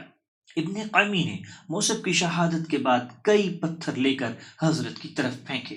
اچانک ایک پتھر آپ کی پیشانی پر لگا اور پیشانی کھل گئی، اور خود جنگ کی آہنی ٹوپی کے کئی حلقے آپ کی پیشانی پہ پیوست ہو گئے، اور آپ صلی اللہ علیہ وآلہ وسلم کے چہرے پر خون بہنے لگا۔ آپ صلی اللہ علیہ وآلہ وسلم اس خون کو صاف کرتے تھے تاکہ وہ زمین پر نہ گرے اور آسمان سے عذاب نازل نہ ہو۔ آپ صلی اللہ علیہ وآلہ وسلم فرماتے، کس طرح وہ قوم فلاح و نجات پا سکتی ہے جنہوں نے اپنے نبی کو زخمی کر دیا حالانکہ وہ انہیں خدا کی طرف بلاتا ہے۔ اور عتبہ بن ابی وقاص نے ایک اور پتھر آپ کے لب و دندان پر مارا، اور کسی نے آپ پر تلوار کے وار کیے، لیکن چونکہ آپ نے 2 زرہ پہن رکھی تھیں، یہ وار کارگر نہ ہوئے۔ منقول ہے کہ اس وقت آپ پر 70 زخم تلوار کے لگے، لیکن خدا نے آپ کو محفوظ رکھا۔ اس سختی و زحمت کے باوجود اس مظہر رحمت نے اس قوم پر نفرین نہیں کی، بلکہ فرماتے تھے، خدایا میری قوم کو بخش دے، وہ نہیں جانتے۔ اس جنگ میں وحشی جو جبیر بن مطعم کا غلام تھا، جناب حمزہ بن عبد المطلب کی کمین گاہ میں بیٹھا۔ جب آپ غضبناک شیر کی مانند حملہ کر رہے تھے اور کفار سے جنگ میں مصروف تھے، تو اس نے ایک نیزہ ان کی طرف پھینکا جو آپ کے جسم میں پیوست ہو کر آر پار ہو گیا۔ اس زخم نے آپ کی کمر خمیرہ کر دی اور آپ زمین پر گر کر شہید ہو گئے۔ بس وحشی آپ کے قریب آیا اور آپ کے جگر کو چاک کر کے آپ کا جگر نکال کر ہند زوجہ ابو سفیان کے پاس لے گیا۔ اس نے چاہا کہ اسے چبا کر کھا لے، لیکن جب اس نے وہ منہ میں رکھا تو خداوند عالم نے اسے سخت کر دیا تاکہ حمزہ کے اجزائے بدن کافر سے نہ مل سکیں۔ مجبوراً اس نے پھینک دیا۔ اسی وجہ سے وہ ہند جگر خوار مشہور ہو گئی۔ بس جتنے زیور اس کے پاس تھے وہ اس نے وحشی کو دے دیے اور خود جناب حمزہ کی لاش پر آئی۔ آپ کے کان اور بدن کے کچھ اور اعضاء کاٹ لیے تاکہ انہیں اپنے ساتھ مکہ لے جائے۔ باقی عورتیں بھی اس کی ابتدا میں قتل گاہ میں آئیں اور انہوں نے باقی شہداء کا مصلح کیا، بدن کے اعضاء کو کاٹ کر جدا کر لیا، کسی کی ناک کاٹی، کسی کا پیٹ چاک کیا اور کاٹے ہوئے اجزاء کو دھاگے میں پرو کر کنگن بنائے۔ ابو سفیان جناب حمزہ کی لاش پر آیا اور اپنے نیزے کی نوک آپ کے منہ میں چبو کر کہنے لگا، اے آنکھ نافرمان، اس تکلیف کو چکھو۔ حلیس بن علقمہ نے جب دیکھا تو پکار کر کہا، اے بنی کنانہ، آ کے دیکھو، یہ شخص جو قریش کے بزرگ ہونے کا دعویٰ کرتا ہے اپنے مقتول پسر ام کے ساتھ کیا سلوک کر رہا ہے۔ ابو سفیان شرمندہ ہوا اور کہا کہ مجھ سے یہ غلطی ہو گئی ہے، اس کو مخفی رکھو۔ بہرحال اس جنگ میں اصحاب رسول میں سے 70 افراد شہید ہوئے۔ جنگ بدر میں قریش کے قید ہونے والے افراد کی تعداد کے برابر، جنہیں مسلمانوں نے قتل نہیں کیا تھا بلکہ اپنی خواہش کے مطابق ان سے فدیہ لے لیا تھا اور انہیں چھوڑ دیا تھا۔ بہرحال جب رسول خدا صلی اللہ علیہ وآلہ وسلم کی شہادت کی خبر مدینے میں منتشر ہوئی تو اہل بیت علیہ السلام اور ان کے عزیزوں کی 14 عورتیں مدینے سے نکلیں اور میدان جنگ میں پہنچیں۔ سب سے پہلے جناب فاطمہ نے اپنے بابا کو زخمی حالت میں دیکھا تو حضرت کو گلے لگا کر بہت گریہ کیا۔ نبی اکرم کی آنکھوں میں بھی آنسو آ گئے۔ امیر المومنین اپنی ڈھال میں پانی لے کر آئے اور جناب فاطمہ نے رسول خدا کے سر اور چہرے کے خون کو دھویا، اور چونکہ خون نہیں رکتا تھا تو چٹائی کا ایک ٹکڑا جلا کر اس کی راکھ زخم پیغمبر پر باندھ دی، اور اس کے بعد نبی اکرم ان زخموں کو بوسیدہ ہڈیوں سے دھواں دیتے تھے یہاں تک کہ زخموں کے نشان ختم ہو گئے۔ علی بن ابراہیم کمی نے روایت کی ہے، جنگ رک گئی تو رسول اکرم نے فرمایا، کون ہے جو ہمیں جناب حمزہ کے حالات بتائے؟ حارث بن سما نے کہا مجھے ان کی قتل گاہ معلوم ہے۔ جب حارث اس جگہ پر پہنچا اور حمزہ کی وہ حالت دیکھی تو وہ نہیں چاہتے تھے کہ رسول اللہ صلی اللہ علیہ وآلہ وسلم کو اس کی اطلاع دیں۔ رسول نے جناب امیر علیہ السلام سے فرمایا علی اپنے چچا کو تلاش کرو۔ حضرت امیر حضرت حمزہ کے پاس کھڑے ہو گئے اور انہوں نے بھی یہ گوارا نہ کیا کہ یہ خبر وحشت عصر سید البشر کو پہنچائیں۔ پس رسول اللہ صلی اللہ علیہ وآلہ وسلم خود جناب حمزہ کی تلاش میں نکلے۔ جب جناب حمزہ کو اس حالت میں دیکھا تو رونے لگے اور فرمایا خدا کی قسم میں کبھی کسی ایسی جگہ کھڑا نہیں ہوا جہاں اس جگہ سے زیادہ مجھے غصہ آیا ہو۔ اگر خدا نے مجھے قریش پر غالب کیا تو حمزہ کے بدلے ان کے 70 افراد کا مسئلہ کروں گا اور ان کے اعضاء کاٹ ڈالوں گا۔ پس جبرائیل علیہ السلام یہ آیت لے کر نازل ہوئے، اور اگر تم بدلہ لینا چاہو تو اس قدر بدلہ لو جس قدر تمہارے ساتھ زیادتی ہوئی ہے، اور اگر تم نے صبر کیا تو یہ صبر کرنے والوں کے حق میں بہتر ہے۔ تو آپ صلی اللہ علیہ وآلہ وسلم نے فرمایا میں صبر کروں گا اور انتقام نہ لوں گا۔ پس حضرت صلی اللہ علیہ وآلہ وسلم نے وہ چادر ورد یمانی جو آپ صلی اللہ علیہ وآلہ وسلم کی دوش مبارک پر تھی جناب حمزہ پر ڈال دی، اور وہ چادر جناب حمزہ کے جسم پر پوری نہ آتی تھی۔ اگر سر پر ڈالتے تو پاؤں رہ جاتے تھے، اور اگر پاؤں چھپاتے تو سر رہ جاتا۔ تو آپ نے ان کا سر ڈھانپ دیا اور پاؤں پر گھاس ڈال دی اور فرمایا اگر مجھے اس بات کا خوف نہ ہوتا کہ خاندان عبد المطلب کی خواتین اندوہناک ہو جائیں گی تو میں حمزہ کو اسی طرح رہنے دیتا، اور صحرا کے درندے اور فضا کے پرندے ان کا گوشت کھاتے، اور حمزہ قیامت کے دن ان درندوں کی شکم سے محشور ہوتے، کیونکہ جتنی مصیبت زیادہ ہوتی ہے اس کا ثواب اتنا ہی زیادہ ملتا ہے۔ بس آپ صلی اللہ علیہ وآلہ وسلم نے حکم دیا کہ مقتولین کو جمع کیا جائے، پھر ان کی نماز جنازہ پڑھائی اور انہیں دفن کر دیا، اور جناب حمزہ پر نماز میں آپ صلی اللہ علیہ وآلہ وسلم نے 70 تکبیریں کہیں۔ اور بعض کہتے ہیں کہ نبی اکرم صلی اللہ علیہ وآلہ وسلم نے فرمایا حمزہ کا جسم ان کے بھانجے عبداللہ بن حجش کے ساتھ ایک قبر میں دفن کیا جائے، اور عبداللہ بن عمرو بن حرام جو جناب جابر کے والد تھے کو عمرو بن جموح کے ساتھ ایک قبر میں دفن کیا، اور اسی طرح جو شخص جس کے ساتھ مانوس تھا 2 3 ایک قبر میں دفن کیے گئے۔ جو زیادہ قرأت قرآن کرتے تھے ان کی میتیں ایک دوسرے کے قریب رکھتے تھے، اور شہداء کو انہی کے کپڑوں میں جو خون آلود تھے سپرد خاک کیا، اور آن حضرت صلی اللہ علیہ وآلہ وسلم نے فرمایا انہیں ان کے کپڑوں اور خون کے ساتھ لپیٹ دو، کیونکہ جو شخص خدا کی راہ میں زخمی ہوا ہے وہ قیامت کے دن اس حالت میں آئے گا کہ اس کے خون کا رنگ تو خون جیسا ہوگا، لیکن اس کے خون سے مشک و عنبر کی خوشبو آئے گی۔ لیکن ایک حدیث میں ہے کہ آپ صلی اللہ علیہ وآلہ وسلم نے جناب حمزہ کو کفن پہنایا، کیونکہ کفار نے انہیں برہنہ کر دیا تھا۔ اور ایک روایت ہے کہ عبداللہ اور عمرو کی قبر چونکہ سیلاب گزرنے کی جگہ پر تھی، ایک دفعہ سیلاب آیا اور وہ ان کی قبر بہا لے گیا، تو عبداللہ کو ان لوگوں نے دیکھا کہ اس نے اپنا ہاتھ زخم کے اوپر رکھا ہوا ہے۔ جب ہاتھ ہٹایا گیا تو زخم سے خون بہنے لگا، مجبوراً ہاتھ دوبارہ اس زخم پر رکھا گیا۔ جابر کہتے ہیں میں نے 26 سال بعد اپنے باپ کو قبر میں بغیر کسی تبدیلی کے پایا، ایسا معلوم ہوتا تھا کہ وہ سوئے ہوئے ہیں، اور حلمر اسفند کے پتے جو ان کی پنڈلی پر لوگوں نے ڈالے تھے وہ اسی طرح تازہ تھے۔ بہرحال جب نبی اکرم صلی اللہ علیہ وآلہ وسلم شہداء کے دفن سے فارغ ہوئے تو مدینے کی طرف روانہ ہوئے۔ جس قبیلے کے قریب سے گزرتے تو مرد اور عورتیں باہر نکل آتے اور آپ کی سلامتی پر شکر کرتے، اور اپنے مقتولین کا خیال دل میں نہ لاتے۔ پس قبیشہ سعد بن معاذ کی ماں نزدیک آئی۔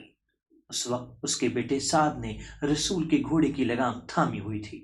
سعد نے عرض کی یا رسول اللہ، میری والدہ آپ کی خدمت میں حاضر ہونا چاہتے ہیں۔ حضرت نے فرمایا مرحبا، خوش آمدید۔ جب قبیشہ نزدیک آئی تو رسول خدا نے اس سے اس کے بیٹے عمرو بن معاذ کی تعزیت پیش کی۔ وہ کہنے لگی یا رسول اللہ، جب میں نے آپ کو صحیح سالم دیکھ لیا ہے تو کوئی مصیبت اور کوئی تکلیف مجھ پر گرا نہیں۔ بس حضرت نے دعا فرمائی کہ ان میں سے باقی رہنے والوں کا حزن و ملال دور ہو، اور خدا انہیں ان کی مصیبت کے عوض اور اجر عنایت فرمائے۔ اور آپ صلی اللہ علیہ وآلہ وسلم نے سعد سے فرمایا کہ اپنی قوم کے زخمی لوگوں سے کہو کہ وہ میرے ساتھ نہ چلیں اور اپنے گھروں میں جا کر زخموں کا علاج کریں۔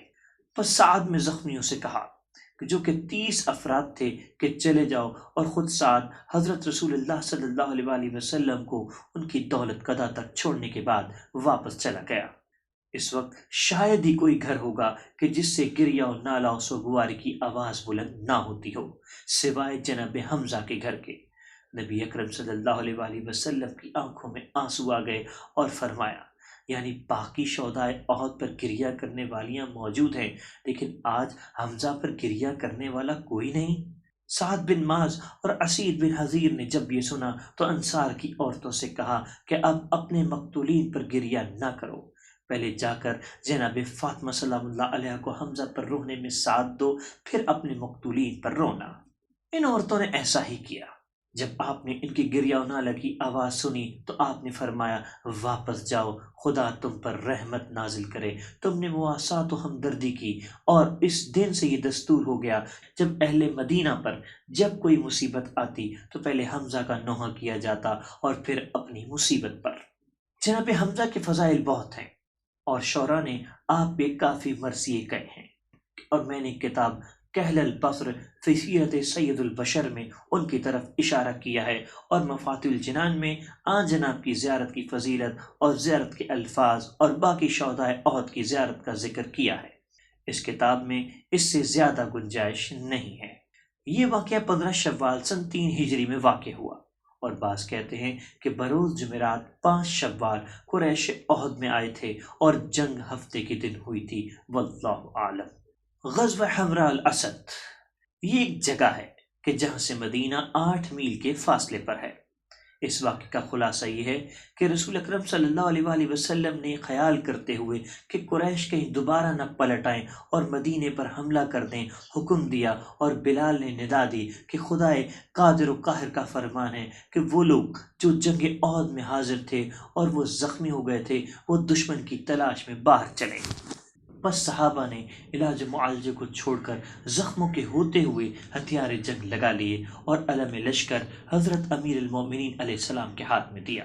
حالانکہ تاریخ میں ہے کہ جب حضرت امیر المومنین جنگ احد سے واپس آئے تو 80 زخم آپ کے جسم مبارک پر لگے ہوئے تھے، کہ جن میں فتیلہ زخم کی گہرائی ناپنے کی ستلی داخل ہو جاتا تھا، اور آپ ایک چمڑے پر لیٹے ہوئے تھے۔ جب پیغمبر اکرم نے آپ کو دیکھا تو رونے لگے۔ بس حمراء الاسد کے مقام تک دشمن کا تعقب کیا، اور وہاں چند دن قیام کر کے واپس پلٹ آئے، اور واپسی پر معاویہ بن مغیرہ اموی اور ابو عدا عجمی کو پکڑ کر مدینے لے آئے۔ رسول اللہ صلی اللہ علیہ وآلہ وسلم نے ابو عزا کے قتل کا حکم صادر فرمایا، کیونکہ جب جنگ بدر میں وہ قید ہوا تھا تو اس نے عہد و پیمان کیا تھا کہ دوبارہ مسلمانوں سے لڑنے نہیں آئے گا۔ اس دفعہ بھی وہ تضرع و زاری کرنے لگا تاکہ پیغمبر اسے چھوڑ دیں، تو حضرت صلی اللہ علیہ وآلہ وسلم نے فرمایا، مومن ایک ہی بل سے 2 دفعہ نہیں ڈسا جاتا، بس آپ نے اسے قتل کر دیا۔ ہجری کے 4تھے سال کے واقعات۔ اس سال عامر بن مالک بن جعفر کہ جس کی کنیت ابو برا اور لقب ملعب الاسنتا نیزوں سے کھیلنے والا تھا، جو کہ قبیلہ بنی عامر بن صعصع کا حاکم و فرما بردار تھا، قبیلہ بنی عامر بن صعصع کا حاکم و فرما روا تھا، اس نے نجد کے علاقے سے مدینے کا سفر کیا اور خدمت رسول میں حاضر ہوا۔ آپ نے اس کے سامنے اسلام پیش کیا۔ اس نے عرض کی کہ مجھے آپ کی بیعت اور آپ کی پیروی کرنے میں کوئی خوف و ہراس نہیں، لیکن میری قوم بہت زیادہ ہے، بہتر ہے کہ مسلمان کی ایک جماعت میرے ساتھ کر دیں تاکہ وہ لوگوں کو آپ کی بیعت و پیروی کی دعوت دیں۔ آپ صلی اللہ علیہ وآلہ وسلم نے فرمایا، میں نجد کے لوگوں سے امان میں نہیں ہوں، مجھے خوف ہے کہ وہ انہیں تکلیف و آزار پہنچائیں گے۔ اس نے عرض کی کہ یہ لوگ میری امان میں ہوں گے، انہیں کوئی اذیت نہیں پہنچا سکتا۔ بس حضرت صلی اللہ علیہ وآلہ وسلم نے 70 یا ایک قول کی بنا پر 40 افراد اپنے اصحاب میں سے منتخب کیے، جن میں منذر بن عمرو، حرام بن ملحان اور اس کا بھائی سلیم، حارث بن سما، عامر بن فہیرہ، نافع بن بدیل بن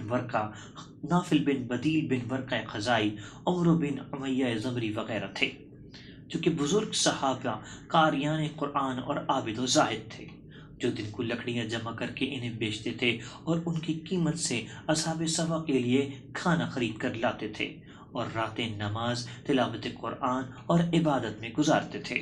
بس آپ صلی اللہ علیہ وآلہ وسلم نے اس سریے میں منذر بن عمرو کو امیر بنایا اور بزرگان نجد اور قبیلہ بنی عامر کو خط لکھا کہ بھیجے ہوئے لوگوں کی تعلیم و احکام کی پذیرائی کریں۔ یہ لوگ سفر طے کر کے بحر معونہ تک پہنچے، جو کہ بنی عامر اور حرا بن سلیم کے علاقے میں نجد کے قریب پانی کا ایک کنواں ہے۔ بس اس جگہ کو انہوں نے لشکرگاہ قرار دیا اور اپنے اونٹ عمرو بن امیہ اور ایک دوسرے انصاری کے اور ایک قول کی بنا پر حارث بن سما کے سپرد کیے تاکہ وہ انہیں چرائیں۔ اس وقت انہوں نے رسول خدا صلی اللہ علیہ وآلہ وسلم کا خط حرام بن ملحان کو دیا تاکہ وہ عامر بن طفیل بن مالک عامری، جو عامر بن مالک کا بھتیجا تھا، اس کے پاس قبیلے کے درمیان لے جا کر عامر کے حوالے کرے۔ عامر نے قبول نہ کیا، اور ایک قول یہ ہے کہ اس نے خط لے کر پھینک دیا۔ حرام نے جب یہ عالم دیکھا تو فریاد کی، اے لوگو، کیا میرے لیے امان ہے کہ میں پیغام رسول پہنچاؤں؟ ابھی اس کی بات پوری نہیں ہوئی تھی کہ پیچھے سے ایک شخص نے آ کر اسے نیزہ مارا جو اس کے جسم کی دوسری طرف سے باہر نکل آیا۔ حرام نے کہا، فزتو برب الکعبہ، رب کعبہ کی قسم میں کامیاب ہوا۔ اس وقت عامر بن طفیل نے قبیلہ سلیم و اسیہ و رعل اور زقوان کو جمع کیا۔ عامر بن طفیل اپنے لشکر کے ساتھ بحر معونہ پر پہنچ کر مسلمانوں پر حملہ کر دیا اور سب کو قتل کر دیا، سوائے کعب بن زید کے، کیونکہ وہ اس جنگ میں کافی زخم کھا کر گر پڑا تھا۔ کفار نے خیال کیا وہ مارا گیا ہے، لہذا اسے وہیں چھوڑ دیا، لیکن وہ بچ نکلا اور جنگ خندق میں شہید ہوا اور عمرو بن امیہ کو پکڑ لیا۔ عامر نے اس خیال سے کہ عمرو قبیلہ مضر میں سے ہے اسے قتل نہ کیا اور کہنے لگا کہ میری ماں پر ایک غلام کو آزاد کرنا واجب ہو چکا ہے، بس اس نے عمرو کی پیشانی کے بال کاٹ دیے اور اپنی ماں کی نظر کے مقابلے میں اسے آزاد کر دیا۔ عمرو نے مدینے کا راستہ لیا۔ جب وہ کرکرا کے علاقے میں پہنچا تو اسے قبیلہ بنی عامر کے 2 آدمی ملے جو کہ رسول خدا کی امان میں تھے، لیکن عمرو کو معلوم نہیں تھا۔ جب وہ سو گئے تو اس نے اپنے ساتھیوں کے خون کے بدلے ان دونوں عامریوں کو قتل کر دیا۔ جب وہ مدینے میں آیا اور یہ خبر پیغمبر کو سنائی تو آپ نے فرمایا، وہ تو میری امان میں تھے، ان کی دیت خون بہا دینا پڑے گی۔ رسول خدا بحر معونہ کے شہداء کی شہادت سے بہت ملول ہوئے۔ کہتے ہیں کہ 1 ماہ یا 40 دن تک آپ قبیلہ رعل، زکوان و عصیہ پر نفرین و لعنت کرتے رہے، اور ان کے ساتھ قبیلہ بنی لحان، عزل و قارہ کا اضافہ بھی فرماتے تھے، کیونکہ سفیان بن خالد حزل لحائی نے عزل و قارہ کے ایک گروہ کو ہیلا سے مدینہ بھیجا تھا اور مدینے میں آئے اور اظہار اسلام کیا، اور صحابہ کبار میں سے 10 افراد مثلا عاصم بن سامت، مرثد بن ابی مرثد، حبیب بن عدی اور 7 دوسرے افراد اپنے ساتھ لے گئے تاکہ وہ قبیلے کے درمیان شریعت کی تعلیم دیں۔ جب وہ علاقے رجی میں پہنچے جو بنی حزیل کے پانی کی جگہ ہے تو انہیں گھیر لیا اور ان میں سے 7 افراد کو قتل کر دیا اور بقیہ 3 افراد کو امان دی، پھر ان سے بھی دھوکہ کیا، آخر وہ بھی مارے گئے، اور اس سریے کو سریہ رجی کہتے ہیں۔ بہرحال حسان بن ثابت اور کعب بن مالک نے ابو براء کی عہد شکنی کے متعلق اشعار کہے۔ ابو براء اتنا ملول و محزون ہوا کہ وہ اسی غم و اندوہ میں مر گیا، اور عامر بن طفیل کو حضرت کی نفرین کی وجہ سے اس کی بیوی سلولیہ کے گھر میں ایک ودود اونٹ کے ودود کی طرح نکل آیا جس سے وہ ہلاک ہو گیا۔ غزوہ بنی نذیر۔ نیسن 4 ہجری میں غزوہ بنی نذیر واقع ہوا۔ یہ معلوم ہونا چاہیے کہ بنی نذیر کے یہودی 1000 آدمی تھے اور بنو قریظہ کے یہودی 700۔ چونکہ بنی نذیر عبداللہ بن ابی منافق کے ساتھ قسم کھانے والے تھے، لہٰذا ان میں پوری طاقت تھی، بس وہ بنی قریظہ پر زیادتی کرتے تھے، جیسا کہ انہوں نے یہ عہد کیا تھا، اور اسے سربمہر کیا تھا کہ قبیلہ بنی قریظہ بنی نذیر کا ایک شخص قتل کر دے تو اس کے خون کا مطالبہ کرنے والی پوری دیت خون بہا لیں گے اور قاتل کو قتل بھی کریں گے، اور اگر بنی نذیر بنی قریظہ کا کوئی شخص قتل کر دے تو وہ قاتل کے منہ پر تالکول مل کر اسے گدھے پر سوار کر کے پھرائیں گے اور اس سے آدھی دیت لیں گے، اور یہ سب مدینے میں رہائش پذیر اور رسول خدا کی امان میں تھے، بشرطے کہ دشمنوں کو رسول خدا کے خلاف نہ ابھاریں اور اعدائے دین کا ساتھ نہ دیں۔ اچانک بنی قریظہ کے ایک شخص نے بنی نذیر کا ایک آدمی قتل کر دیا۔ مقتول کے وارثوں نے چاہا کہ معاہدے کی تحریر کے مطابق قاتل کو بھی قتل کریں اور خون بہا بھی لیں۔ اس وقت چونکہ اسلام قوت پکڑ چکا تھا اور یہودی کمزور تھے، بنی قریظہ نے اپنا معاہدہ توڑ دیا اور کہنے لگے، یہ معاہدہ تورات کے مطابق نہیں، اگر چاہو تو قصاص لے لو ورنہ خون بہا لو۔ بالآخر معاملہ یہاں تک پہنچا کہ حضرت رسول اکرم ان کے درمیان فیصلہ کریں۔ جب یہ مقدمہ آپ کے پاس لائے تو حضرت نے اس معاہدے کو جو توریت سے موافقت نہیں رکھتا تھا ختم کر دیا، اور جس طرح بنو قریظہ کہتے تھے آپ کا حکم نافذ ہوا۔ اس سے بنی نذیر ناراض ہو گئے اور انہوں نے یہ دل میں ٹھان لی جب موقع ملے تو وہ مسلمانوں کو دھوکہ دیں گے، یہاں تک کہ عمرو بن امیہ کا ان دو آمریوں کو قتل کرنے کا جو حضرت کی امان میں تھے واقعہ پیش آیا۔ حضرت صلی اللہ علیہ وآلہ وسلم اس ارادے سے کہ ان دو افراد کا خون بہا بنی نذیر سے لیں یا ان کی اعانت طلب کریں اور ان کے قلعے کی طرف تشریف لے گئے۔ یہودی کہنے لگے، جیسا آپ حکم دیں ہم ویسا کرنے کے لیے حاضر ہیں، لیکن ہماری استدعا ہے کہ آپ ہمارے قلعے میں تشریف لے چلیں اور آج ہمارے ہاں مہمان رہیں۔ حضرت صلی اللہ علیہ وآلہ وسلم نے قلعے کے اندر جانا مناسب نہ سمجھا، لیکن آپ سواری سے اتر کر آئے اور ان کے قلعے سے پشت لگا کر بیٹھ گئے۔ یہودی کہنے لگے، محمد کبھی اس سے زیادہ آسانی کے ساتھ ہمارے ہاتھ نہیں آ سکتے۔ ایک شخص قلعے کے اوپر جائے اور وہاں سے ایک پتھر آپ کے سر پر پھینک دے اور ہمیں ان کی زحمت و تکلیف سے نجات دلائے۔ فوراً جبرائیل علیہ السلام نے رسول خدا کو ان کے منصوبے کی خبر دی۔ رسول خدا اپنی جگہ سے اٹھ کھڑے ہوئے اور مدینے کی طرف روانہ ہوئے۔ جب آپ مدینے میں آئے تو محمد بن مسلمہ سے فرمایا کہ بنی نذیر کے پاس جاؤ اور انہیں کہو کہ تم نے مجھے دھوکہ دیا ہے اور اپنے معاہدے کو توڑ دیا ہے، لہذا میرے شہر سے نکل جاؤ۔ اگر 10 دن کے بعد تم میں سے ایک شخص بھی یہاں نظر آیا تو ہلاک کر دیا جائے گا۔ یہودی کوچ کرنے کے لیے تیار تھے کہ عبداللہ بن ابی نے انہیں پیغام بھیجا کہ تم میرے ہم قسم ہو، میرے ساتھ قسم کھانے والے ہو، قطعاً اپنے گھروں سے باہر نہ آؤ اور اپنی قلعے دفاع کے لیے محکم کر لو۔ میں اپنی قوم کے 2000 آدمیوں کے ساتھ تمہاری مدد کے لیے حاضر ہوں۔ اگر جنگ کرو گے تو ہم لڑیں گے اور اگر جانا پڑا تو مل کر جائیں گے۔ اللہ اس بارے میں ارشاد فرماتا ہے کہ آپ صلی اللہ علیہ وآلہ وسلم نے ان منافقین کو نہیں دیکھا جو اپنے اہل کتاب کافر بھائیوں سے کہتے ہیں، اگر تمہیں نکالا گیا تو ہم بھی تمہارے ساتھ ضرور نکل جائیں گے اور تمہارے بارے میں ہم کبھی بھی کسی کی بات ہرگز نہیں مانیں گے، اور اگر تمہارے خلاف جنگ کی جائے تو ہم ضرور تمہاری مدد کریں گے، لیکن اللہ گواہی دیتا ہے یہ لوگ قطعاً جھوٹے ہیں۔ یہودی اپنے قلعوں کو مضبوط کرنے لگے اور نبی اکرم کو پیغام بھیجا کہ آپ کو جو کچھ کرنا ہے کر لیجئے، ہم اپنے گھروں سے باہر نہیں جاتے۔ جب یہ پیغام حضرت صلی اللہ علیہ وآلہ وسلم تک پہنچا تو آپ نے تکبیر کہی اور اصحاب نے بھی نعرہ تکبیر بلند کیا۔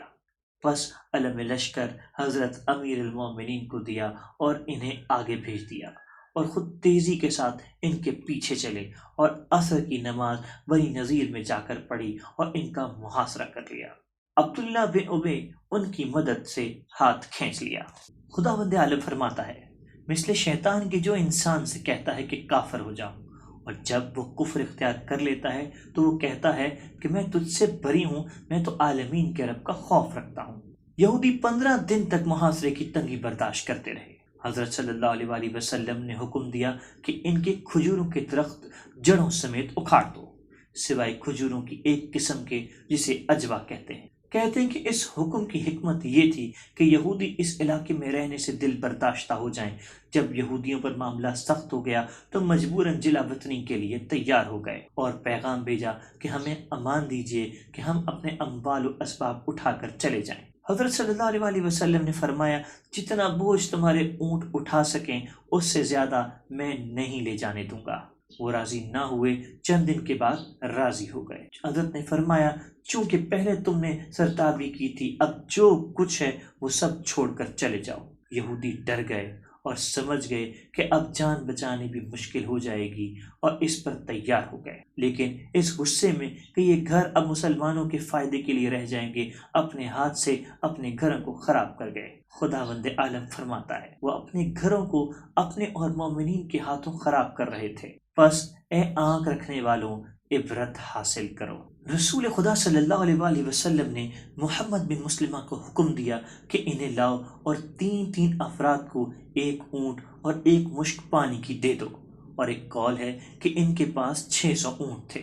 آپ صلی اللہ علیہ وآلہ وسلم نے اجازت دی دی، جتنا اٹھا سکتے ہیں ان پر لاد کر لے جائیں۔ وہ دف بجاتے اور گاتے ہوئے بازار مدینہ سے گزرے، یہ بتانا چاہتے تھے کہ یہاں سے چلے جانے کا ہمیں کوئی افسوس اور خوف نہیں۔ اس وقت ان کا ایک گروہ شام کی طرف اور دوسرا زراعت کی طرف اور تیسرا خیبر کی طرف گیا، اور ان کے اموال حضرت صلی اللہ علیہ وآلہ وسلم کے قبضے میں آ گئے، جس طرح چاہیں ان میں تصرف کریں اور جسے چاہیں عطا فرمائیں۔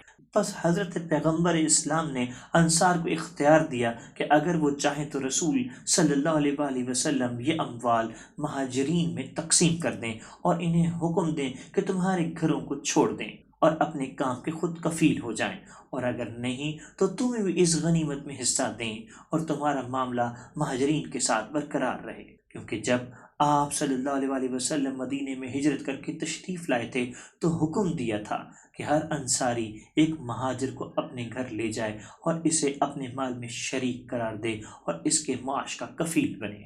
سعد بن معاذ اور سعد بن عبادہ نے عرض کیا، آپ صلی اللہ علیہ وآلہ وسلم یہ سارا مال فقراء و مہاجرین میں تقسیم کر دیں، ہم اس پر راضی ہیں، اور اس طرح انہیں اپنے گھروں میں بھی رکھے رہیں گے اور اپنے اموال میں انہیں اپنا شریک و سہیم سمجھیں گے۔ اور تمام انصار نے ان کی اتباع کیا۔ حضرت صلی اللہ علیہ وآلہ وسلم نے ان کے حق میں دعا فرمائی کہ خدایا انصار پر رحم فرما، انصار کے بیٹوں پر رحم فرما اور انصار کے بیٹوں کے بیٹوں پر رحم فرما، اور یہ آیت کریمہ بھی انہی کے حق میں نازل ہوئی، اور وہ ان لوگوں کے لیے بھی ہے جو ان مہاجرین کی آمد سے پہلے ہی ایمان لا کر دار الحجرت میں مقیم تھے۔ یہ ان لوگوں سے محبت کرتے ہیں جو ہجرت کر کے ان کے پاس آئے ہیں، اور جو کچھ بھی ان کو دے دیا جائے اس کی کوئی حاجت تک یہ اپنے دلوں میں محسوس نہیں کرتے، اور اپنی ذات پر دوسروں کو ترجیح دیتے ہیں، خواہ اپنی جگہ خود محتاج ہوں۔ حقیقت یہ ہے کہ جو لوگ اپنے دل کی تنگی سے بچا لیے گئے وہی فلاح پانے والے ہیں۔ رسول خدا صلی اللہ علیہ وآلہ وسلم نے وہ مال مہاجرین پر تقسیم کیا، اور انصار میں سے سوائے سہل بن حنیف اور ابو دجانہ کے اور کسی کو کچھ نہ دیا، کیونکہ یہ دونوں مال میں انتہائی تہی دست تھے، اور ان کے مرابع، منازل، مزارع، زرعی زمینیں، کنویں اور نہریں امیر المؤمنین علیہ السلام کو بخش دیے، اور حضرت نے ان کو اولاد فاطمہ پر وقف کر دیا۔ ہجری کے 5ویں سال کے واقعات۔ سن 5 ہجری میں حضرت رسول خدا صلی اللہ علیہ وآلہ وسلم نے زینب بن حجج سے نکاح کیا، اور اس کے زفاف کے وقت آیت حجاب نازل ہوئی۔ غزوہ بنی مستلق۔ سن 5 ہجری میں غزوہ مریسی واقع ہوا۔ مریسی ایک کنویں کا نام ہے جہاں بنی مستلق آ کر اترتے تھے، اور وہ مکہ و مدینہ کے درمیان قدید کے علاقے میں بنی خزاع کا پانی تھا۔ اس غزوے کو غزوہ بنی مستلق بھی کہتے ہیں، اور مستلق جزیمہ بن سعد کا لقب ہے، اور وہ خزاع کی ایک شاخ ہے، اور اس قبیلے کا سردار اور قائد حارث بن ابی ذرار تھا۔ اور اس جنگ کا سبب یہ تھا کہ حارث بن ابی ذرار نے رسول خدا صلی اللہ علیہ وآلہ وسلم کے ساتھ جنگ کرنے کے لیے ایک جماعت کو اپنے ساتھ کر لیا تھا۔ جب پیغمبر اکرم صلی اللہ علیہ وآلہ وسلم کو یہ خبر ملی تو آپ نے لشکر تیار کیا، اور پیر کے دن 2 شعبان کو مدینے سے چلے، اور ازواج میں ام سلمہ اور عائشہ آپ کے ساتھ تھیں۔ راستے میں ایک خوفناک وادی میں پہنچ کر پڑاؤ ڈالا۔ جب رات کا کچھ حصہ گزر گیا تو جبرائیل علیہ السلام نازل ہوئے اور عرض کی، اے خدا کے رسول، کافر جنوں کی ایک جماعت اس وادی میں جمع ہوئی ہے، اور وہ چاہتے ہیں کہ اگر ہو سکے تو آپ کے لشکر کو کوئی نقصان پہنچائیں۔ بس رسول خدا صلی اللہ علیہ وآلہ وسلم نے حضرت امیر المؤمنین علیہ السلام کو بلایا اور ان سے جنگ کرنے کے لیے بھیجا۔ امیر المؤمنین علیہ السلام نے ان پر فتح حاصل کی، اور ہم معجزات رسول خدا میں اس واقعے کو بیان کر چکے ہیں، اس لیے دوبارہ بیان نہیں کرتے۔ اس کے بعد آپ صلی اللہ علیہ وآلہ وسلم نے معیسی کے علاقے میں پہنچے اور حارث اور اس کی قوم کے ساتھ جہاد کیا۔ صفوان جو کہ مشرکین کا علم بردار تھا قتادہ کے ہاتھ سے مارا گیا، اور ایک شخص مالک نامی اپنے بیٹے کے ساتھ حضرت امیر علیہ السلام کے ہاتھوں قتل ہوا۔ حارث کا لشکر بھاگ کھڑا ہوا، مسلمانوں نے ان پر پیچھے سے حملہ کیا اور ان کے 10 آدمیوں کو زمین پر گرا دیا، اور مسلمانوں میں ایک آدمی شہید ہوا۔ بہرحال 3 دن جنگ جاری رہی اور کفار کا ایک گروہ مارا گیا اور کچھ بھاگ گئے اور باقی اسیر ہوئے۔ ان میں سے ان کی 200 عورتیں قید ہوئیں اور 2000 اونٹ اور 5000 بھیڑ بکریاں مال غنیمت لشکر کو ملا۔ ان عورتوں میں برات حارث بن ابی ذرار کی بیٹی بھی تھی جو ثابت بن قیس بن شماس کے ہاتھ میں آئی۔ ثابت نے اسے مکاتبہ کنیز قرار دیا، اس طرح کہ وہ اپنی قیمت ادا کرے اور آزاد ہو جائے۔ برت نے رسول خدا صلی اللہ علیہ وآلہ وسلم سے خواہش کی کہ کنیزی سے جان چھڑانے میں اس کی مدد فرمائے، تو آپ صلی اللہ علیہ وآلہ وسلم نے فرمایا یہ بھی انجام دوں گا اور تیرے حق میں اس سے بہتر چیز سے بھی دریغ نہیں کروں گا۔ وہ کہنے لگی اس سے بہتر کیا ہے؟ فرمایا تیرا مال کتابت ادا کروں گا اور پھر تجھ سے نکاح کر لوں گا۔ اس نے عرض کی کوئی دولت اس کے برابر نہیں۔ آپ صلی اللہ علیہ وآلہ وسلم نے اس کے مال کتابت کی قسط ادا فرمائی اور اسے ثابت بن قیس سے لے لیا اور اس کا نام جویریہ رکھا اور اسے اپنی زوجات میں شامل کر لیا۔ مسلمانوں کو جب یہ معلوم ہوا کہ جویریہ رسول خدا کے ساتھ مخصوص ہو گئی ہے تو کہنے لگے مناسب نہیں کہ رسول کی بیوی کے رشتہ دار قید میں رہیں، بس جو عورت بنی مستلق کی مسلمانوں کی قید میں تھی اسے آزاد کر دیا۔ عائشہ نے کہا ہم نے کبھی نہیں سنا کہ یہ فضل و برکت کسی عورت کے رشتہ داروں کو ملی ہو جو جویریہ کے عزیزوں کو نصیب ہوئی۔ خلاصہ یہ کہ رسول خدا صلی اللہ علیہ وآلہ وسلم جنگ کے بعد 4 دن تک اس علاقے میں رہے، پھر واپس چلے، اور عبداللہ بن ابی منافق نے کہا اگر ہم مدینے کی طرف پلٹ گئے تو زیادہ عزت والا زیادہ ذلت والے کو وہاں سے نکال دے گا۔ یہ اشارہ تھا کہ میں عزت والا ہوں اور معاذ اللہ رسول خدا صلی اللہ علیہ وآلہ وسلم ذلیل ہیں۔ زید بن ارکم نے جو ابھی حد بلوغ کو نہیں پہنچے تھے یہ فکرے سن لیے اور رسول خدا سے آ کر بیان کر دیے۔ عبداللہ بن ابی حضور کے پاس آیا اور قسم کھائی کہ میں نے نہیں کہا اور زید جھوٹ بولتا ہے۔ زید کو اس بات سے بہت دکھ ہوا تو سورہ المنافقون نازل ہوئی۔ زید کی سچائی اور ابن ابی کا نفاق آشکار ہوا، اور نیز اس جنگ کی واپسی میں افق عائشہ کا واقعہ پیش آیا۔ غزوہ خندق ماہ شوال سن 5 ہجری میں غزوہ خندق پیش آیا، اور اس کو غزوہ احزاب بھی کہتے ہیں، کیونکہ قریش نے تمام عرب سے امداد طلب کی تھی اور ہر قبیلے سے ایک جزو گروہ جمع کیا تھا۔ اور اس جنگ کی وجہ یہ تھی کہ جب رسول خدا صلی اللہ علیہ وآلہ وسلم نے بنو نذیر کے یہودیوں کو مدینے سے نکال دیا تھا تو ان کی دشمنی حضرت سے زیادہ ہو گئی۔ بس یہودیوں کے بڑے لوگوں میں سے 20 افراد مثلا حی بن اخطب، سلام بن ابی عقیق، کنانہ بن ربیع، حوز بن قیس اور ابو عامر راہب منافق مکہ میں گئے، اور ابو سفیان اور قریش کے جنگجوؤں میں سے 50 افراد کے ساتھ خانہ کعبہ میں بیٹھ کر معاہدہ کیا کہ جب تک زندہ ہیں محمد کے ساتھ جنگ کرنے سے دستبردار نہیں ہوں گے، اور اپنے سینے دیوار کعبہ کے ساتھ لگائے اور قسم کھا کر اس معاہدے کو محکم کیا۔ اس کے بعد قریش اور یہودیوں نے اپنے ہم قسم لوگوں سے مدد طلب کی۔ ابو سفیان نے لشکر جمع کیا، پھر وہ 4000 جنگی جوانوں کے ساتھ مکہ سے نکلا، اور ان کے لشکر کے 7000 اونٹ اور 300 گھوڑے تھے۔ جب مر الظہران پہنچا تو 2000 آدمی قبیلہ اسلم، احجا، کنانہ، فزارہ اور غطفان سے آ ملے، اور پے در پہ اس کی مدد ملتی رہی، یہاں تک کہ جب مدینہ پہنچا تو اس کے ساتھ 10,000 جنگی جوان جمع ہو گئے۔ جب یہ خبر رسول خدا صلی اللہ علیہ وآلہ وسلم کو پہنچی تو آپ نے صحابہ سے مشورہ کیا۔ سلمان نے عرض کی کہ ہمارے ملک میں جب زیادہ لشکر کسی شہر پر حملہ آور ہوتا ہے تو حفاظت کے طور پر اس شہر کے گرد خندق کھود دیتے ہیں تاکہ جنگ کا رخ ایک طرف سے ہو۔ حضرت صلی اللہ علیہ وآلہ وسلم کو سلمان کی بات پسند آئی اور آپ نے خندق کھودنے کا حکم دے دیا۔ 1 مہینے میں خندق کھودنے کا کام ختم ہوا اور اس کے 10 دروازے راستے کے طور پر بنا دیے گئے۔ نبی اکرم صلی اللہ علیہ وآلہ وسلم نے حکم دیا کہ ہر دروازے پر ایک مہاجر اور انصار چند افراد کے ساتھ حفاظت کریں اور مدینے کے حصار کو محکم کریں۔ عورتوں اور بچوں کو مال و اسباب کے ساتھ ایک محفوظ جگہ دی۔ قریش کے آنے سے 3 دن پہلے یہ سارا کام منظم ہو گیا۔ ادھر سے ابو سفیان نے حی بن اخطب کو بلایا اور کہا کہ اگر بنی قریظہ کے یہودیوں کو محمد سے منحرف کرا سکو تو بڑا اچھا ہوگا۔ حی بن اخطب کعب بن اسد کے قلعے کے دروازے پر آیا۔ کعب قبیلہ بنی قریظہ کا قائد تھا اور دروازہ کھٹکھٹایا۔ کعب سمجھ گیا کہ حی ہے اور کس مقصد کے لیے آیا ہے۔ اس نے جواب نہ دیا۔ دوبارہ اس نے کھٹکھٹایا اور پکار کر کہا، اے کعب دروازہ کھولو، میں ہمیشہ رہنے والی عزت لے کر آیا ہوں۔ اشرف قریش اور سب قبائل ہم دست و متحد ہو گئے ہیں اور ابھی 10,000 جنگی جوان پہنچ رہے ہیں۔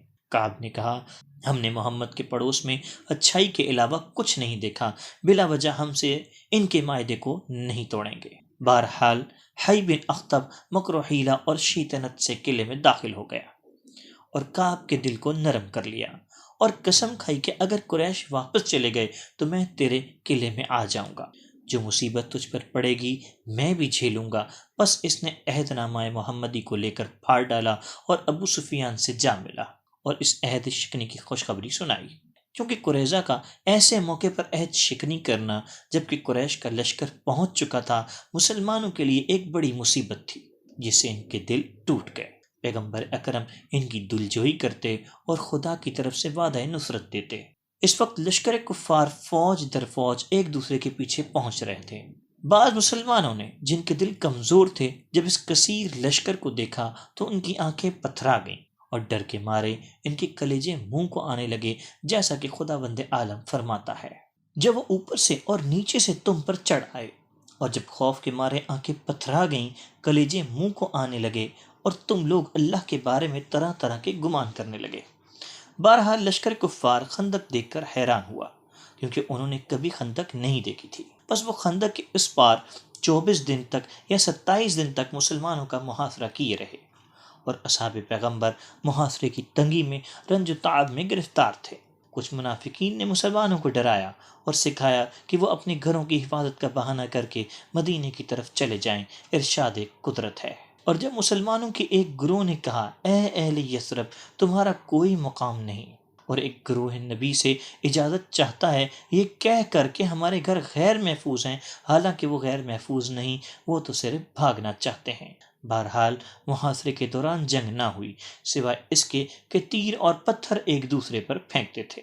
بس ایک دن عمر بن عبدود، نوفل بن عبداللہ بن مغیرہ، ضرار بن خطاب اور حبیرہ بن ابی وہب، اقرمہ بن ابی جہل اور مرداس فہری، جو سب کے سب بہادر، شجاع اور قریش کے شہ سوار تھے، وہ خندق کے کنارے تک آئے اور ایک تنگ جگہ دیکھ کر جست لگائی، اور ابو سفیان، خالد بن ولید قریش کی ایک جماعت کے ساتھ خندق کے کنارے لائن لگا کر کھڑے ہو گئے۔ عمروں نے آواز دی کہ تم لوگ بھی آ جاؤ۔ انہوں نے کہا، تم اپنا کام کرو، اگر ضرورت پیش آئی تو ہم بھی آ جائیں گے۔ بس عمروں نے دیوانے دیو کی طرح گھوڑے کو ایڑ لگا کر گھمایا اور کچھ دیر میدان کے ارد گرد چکر لگاتا رہا اور بلند آواز میں اپنے ساتھ لڑنے والوں کو طلب کرتا رہا۔ چونکہ عمروں کو فارس یلیل کہتے اور اسے 1000 جوانوں کے برابر سمجھتے تھے اور صحابہ نے اس کی شجاعت کے قصے سن رکھے تھے، تو گویا ان کے سروں پر پرندے بیٹھ گئے اور انہوں نے سر نیچے کر لیے، اور ابن خطاب نے اپنے اصحاب کے عذر کے طور پر اس کی شجاعت کے متعلق کچھ باتیں کہیں جن سے صحابہ کے دل ٹوٹ گئے اور منافق زیادہ سرکش ہوئے۔ جب رسول خدا صلی اللہ علیہ وآلہ وسلم نے سنا کہ عمرو مبارز طلبی کر رہا ہے تو فرمایا، کوئی دوست ایسا ہے جو اس دشمن کے شر کو روکے؟ علی مرتضیٰ علیہ السلام نے کہا، میں میدان میں جاتا ہوں اور اس سے جنگ کرتا ہوں۔ حضرت رسول خدا صلی اللہ علیہ وآلہ وسلم خاموش رہے۔ عمروں نے دوبارہ پکارا کہ تم میں سے کوئی ایسا ہے جو میرے پاس آئے اور نبض آزمائی کرے، اور کہنے لگا، اے لوگو، تمہارا خیال ہے کہ تم میں سے قتل ہونے والے بہشت میں جاتے ہیں اور ہمارے مقتول جہنم میں؟ کیا تمہیں پسند نہیں کہ تمہارا کوئی شخص بہشت کا سفر کرے یا اپنے دشمن کو جہنم میں بھیجے؟ بس اس نے اپنے گھوڑے کو حرکت دی اور کہا، میں نے حل من مبارز، کیا کوئی مقابل ہے؟ اتنا پکارا کہ میری آواز بیٹھ گئی۔ حضرت رسول اللہ صلی اللہ علیہ وآلہ وسلم نے فرمایا، کون ہے جو اس کتے کو خاموش کرے؟ کسی نے جواب نہ دیا۔ پھر امیر المومنین علیہ السلام کھڑے ہو گئے اور کہا، میں جاتا ہوں اور اسے خاموش کراتا ہوں۔ حضرت پیغمبر اکرم صلی اللہ علیہ وآلہ وسلم نے فرمایا، اے علی، یہ عمرو بن عبدود ہے۔ علی علیہ السلام نے عرض کیا، میں علی ابن ابی طالب ہوں۔ بس نبی اکرم صلی اللہ علیہ وآلہ وسلم نے اپنی زرہ جس کا نام ذات الفصول تھا امیر المؤمنین علیہ السلام کو پہنائی اور اپنا عمامہ صحاب سر پر باندھا اور ان کے حق میں دعا کی اور انہیں میدان کی طرف روانہ کیا۔ امیر المؤمنین علیہ السلام تیزی سے عمروں کی طرف بڑھے اور اس کے اشعار کے جواب میں فرمایا۔ امیر المؤمنین علیہ السلام کے اشعار کا مفہوم یہ ہے: اے عمرو، جلدی نہ کر، کیونکہ تیری آواز کا جواب دینے کے لیے وہ آ گیا ہے جو تیرا مقابلے سے عاجز نہیں اور جو درست نیت والا رائے حق کا بینا ہے اور ہر کامیاب ہونے والے کو سچائی نجات دینے والی ہے۔ میں امید رکھتا ہوں کہ تجھ پہ نوحہ برپا کروں جو جنازوں پر کیا جاتا ہے، ایک ایسی شگاف ڈالے والی ضربت سے کہ جس کی گونج جنگوں کے بعد تک باقی رہے گی۔ اس وقت پیغمبر اکرم صلی اللہ علیہ وآلہ وسلم نے فرمایا، کل ایمان کل شر کے مقابلے میں جا رہا ہے۔ بس امیر المومنین علیہ السلام نے عمروں کو 3 چیزوں میں سے کسی ایک کی طرف دعوت دی: یا اسلام قبول کر لے، یا نبی اکرم سے جنگ کرنے سے دستبردار ہو جائے، یا گھوڑے سے اتر کر جنگ کرے۔ عمروں نے تیسری چیز کو قبول کیا، لیکن اندر ہی اندر وہ امیر المومنین علیہ السلام کے ساتھ جنگ کرنے سے ڈر رہا تھا، لہٰذا کہنے لگا، اے علی، سلامتی کے ساتھ واپس چلے جاؤ، کیونکہ ابھی میدان میں آنے اور بہادروں سے لڑنے والا تمہارا زمانہ نہیں آیا۔ تیرے منہ سے دودھ کی بو آتی ہے اور میں 80 سالہ جوان مرد ہوں۔ دوسری بات یہ ہے کہ تمہارے باپ سے میری دوستی تھی، لہٰذا مجھے یہ بات پسند نہیں کہ تمہیں قتل کروں، اور میں نہیں سمجھتا کہ تمہارے چچا زاد بھائی نے کس حفاظت کی بنا پر تمہیں مجھ سے لڑنے کے لیے بھیجا ہے، حالانکہ مجھ میں یہ قدرت ہے کہ میں تمہیں اپنے نیزے پر اٹھا کر آسمان و زمین کے درمیان مہلک کر سکتا ہوں کہ نہ مردہ اور نہ زندہ رہو۔ امیر المومنین علیہ السلام نے فرمایا، ان باتوں کو چھوڑ، میں دوست رکھتا ہوں کہ تجھے رائے خدا میں قتل کر دوں۔ بس عمرو گھوڑے سے اتر آیا اور اپنے گھوڑے کو آزاد چھوڑ دیا اور تلوار سوت کر حضرت امیر المومنین علیہ السلام کے سر پر وار کیا اور ایک دوسرے سے سخت جنگ کی کہ زمین گرد و غبار سے تاریک ہو گئی۔ دونوں طرف کے لشکر انہیں دیکھ نہیں سکتے تھے۔ بالآخر عمروں نے موقع پا کر حضرت امیر علیہ السلام پر تلوار کا وار کیا۔ آپ علیہ السلام نے سر پر سپر رکھی۔ عمروں کی تلوار نے سپر کے 2 ٹکڑے کرتے ہوئے آپ علیہ السلام کے سر مبارک پر زخم لگایا۔ آپ علیہ السلام نے زخمی شیر کی طرح تلوار اس کے پاؤں پر ماری اور اس کا پاؤں کاٹ دیا۔ عمروں زمین پر گرا۔ حضرت علی علیہ السلام اس کے سینے پر بیٹھے تو وہ کہنے لگا، اے علی، تم بڑی عظیم جگہ پر بیٹھے ہو۔ پھر کہنے لگا، جب مجھے قتل کر لو تو میرا لباس نہ اتارنا۔ آپ علیہ السلام نے کہا، یہ بات میرے لیے انتہائی آسان ہے۔ ابن ابی الحدید اور دوسرے علماء نے کہا ہے کہ گرد و غبار نے ان دونوں کو آنکھوں سے اوجھل کر دیا، یہاں تک کہ لوگوں نے اس گرد و غبار سے بلند آواز میں صدائے تکبیر سنی۔ بس اس صدا سے مسلمان جان گئے کہ علی علیہ السلام نے عمروں کو قتل کر دیا ہے۔ جب گرد چھٹی تو لوگوں نے دیکھا علی عمروں کے سینے پر بیٹھے ہیں اور اس کا سر اس کے تن سے جدا کر رہے ہیں۔ اس موقع پر رسول اکرم صلی اللہ علیہ وآلہ وسلم نے فرمایا کہ علی کے خندق کے دن کی ضربت قیامت کے دن کے جن و انس کی عبادت سے بہتر ہے۔ جابر سے روایت ہے کہ جب عمرو زمین پر گرا اور اس کے ساتھی بھاگے اور خندق عبور کرنے لگے تو نوفل بن عبداللہ خندق میں گر گیا۔ مسلمانوں نے اس پر پتھر پھینکے۔ وہ کہنے لگا، مجھے اس ذلت سے قتل نہ کرو، اگر کوئی آگے بڑھے اور مجھ سے جنگ کرے۔ حضرت امیر المومنین علیہ السلام آگے بڑھے اور ایک ہی وار میں اس کا کام تمام کر دیا، اور حویرہ کی زین پر آپ نے ایسی ضرب لگائی کہ وہ اپنی زراعت چھوڑ کر بھاگ گیا۔ جب جابر نے کہا، عمروں کے قتل ہونے کا واقعہ جناب داؤد کے جالوت کو قتل کرنے سے کس قدر مشابہت رکھتا ہے۔ بہرحال جب جنگ ختم ہوئی تو قریش نے کسی آدمی کو بھیجا کہ وہ عمرو اور نوفل کی لاش مسلمانوں سے خرید کر لے آئیں۔ رسول خدا صلی اللہ علیہ وآلہ وسلم نے فرمایا، وہ تمہارا مال ہے، ہم مردوں کی قیمت نہیں لیتے۔ جب اجازت مل گئی تو عمرو کی بہن اس کی لاش کے پاس آ بیٹھی تو اس نے دیکھا کہ عمرو کی زرہ کہ جس کی عرب میں نظیر نہیں تھی، اس کے باقی ہتھیار اور لباس عمرو کے بدن سے نہیں لیے گئے تو کہنے لگی کہ عمرو کو سوائے کسی مرد کریم کے کسی نے قتل نہیں کیا۔ پھر اس نے پوچھا کہ میرے بھائی کا قاتل کون ہے؟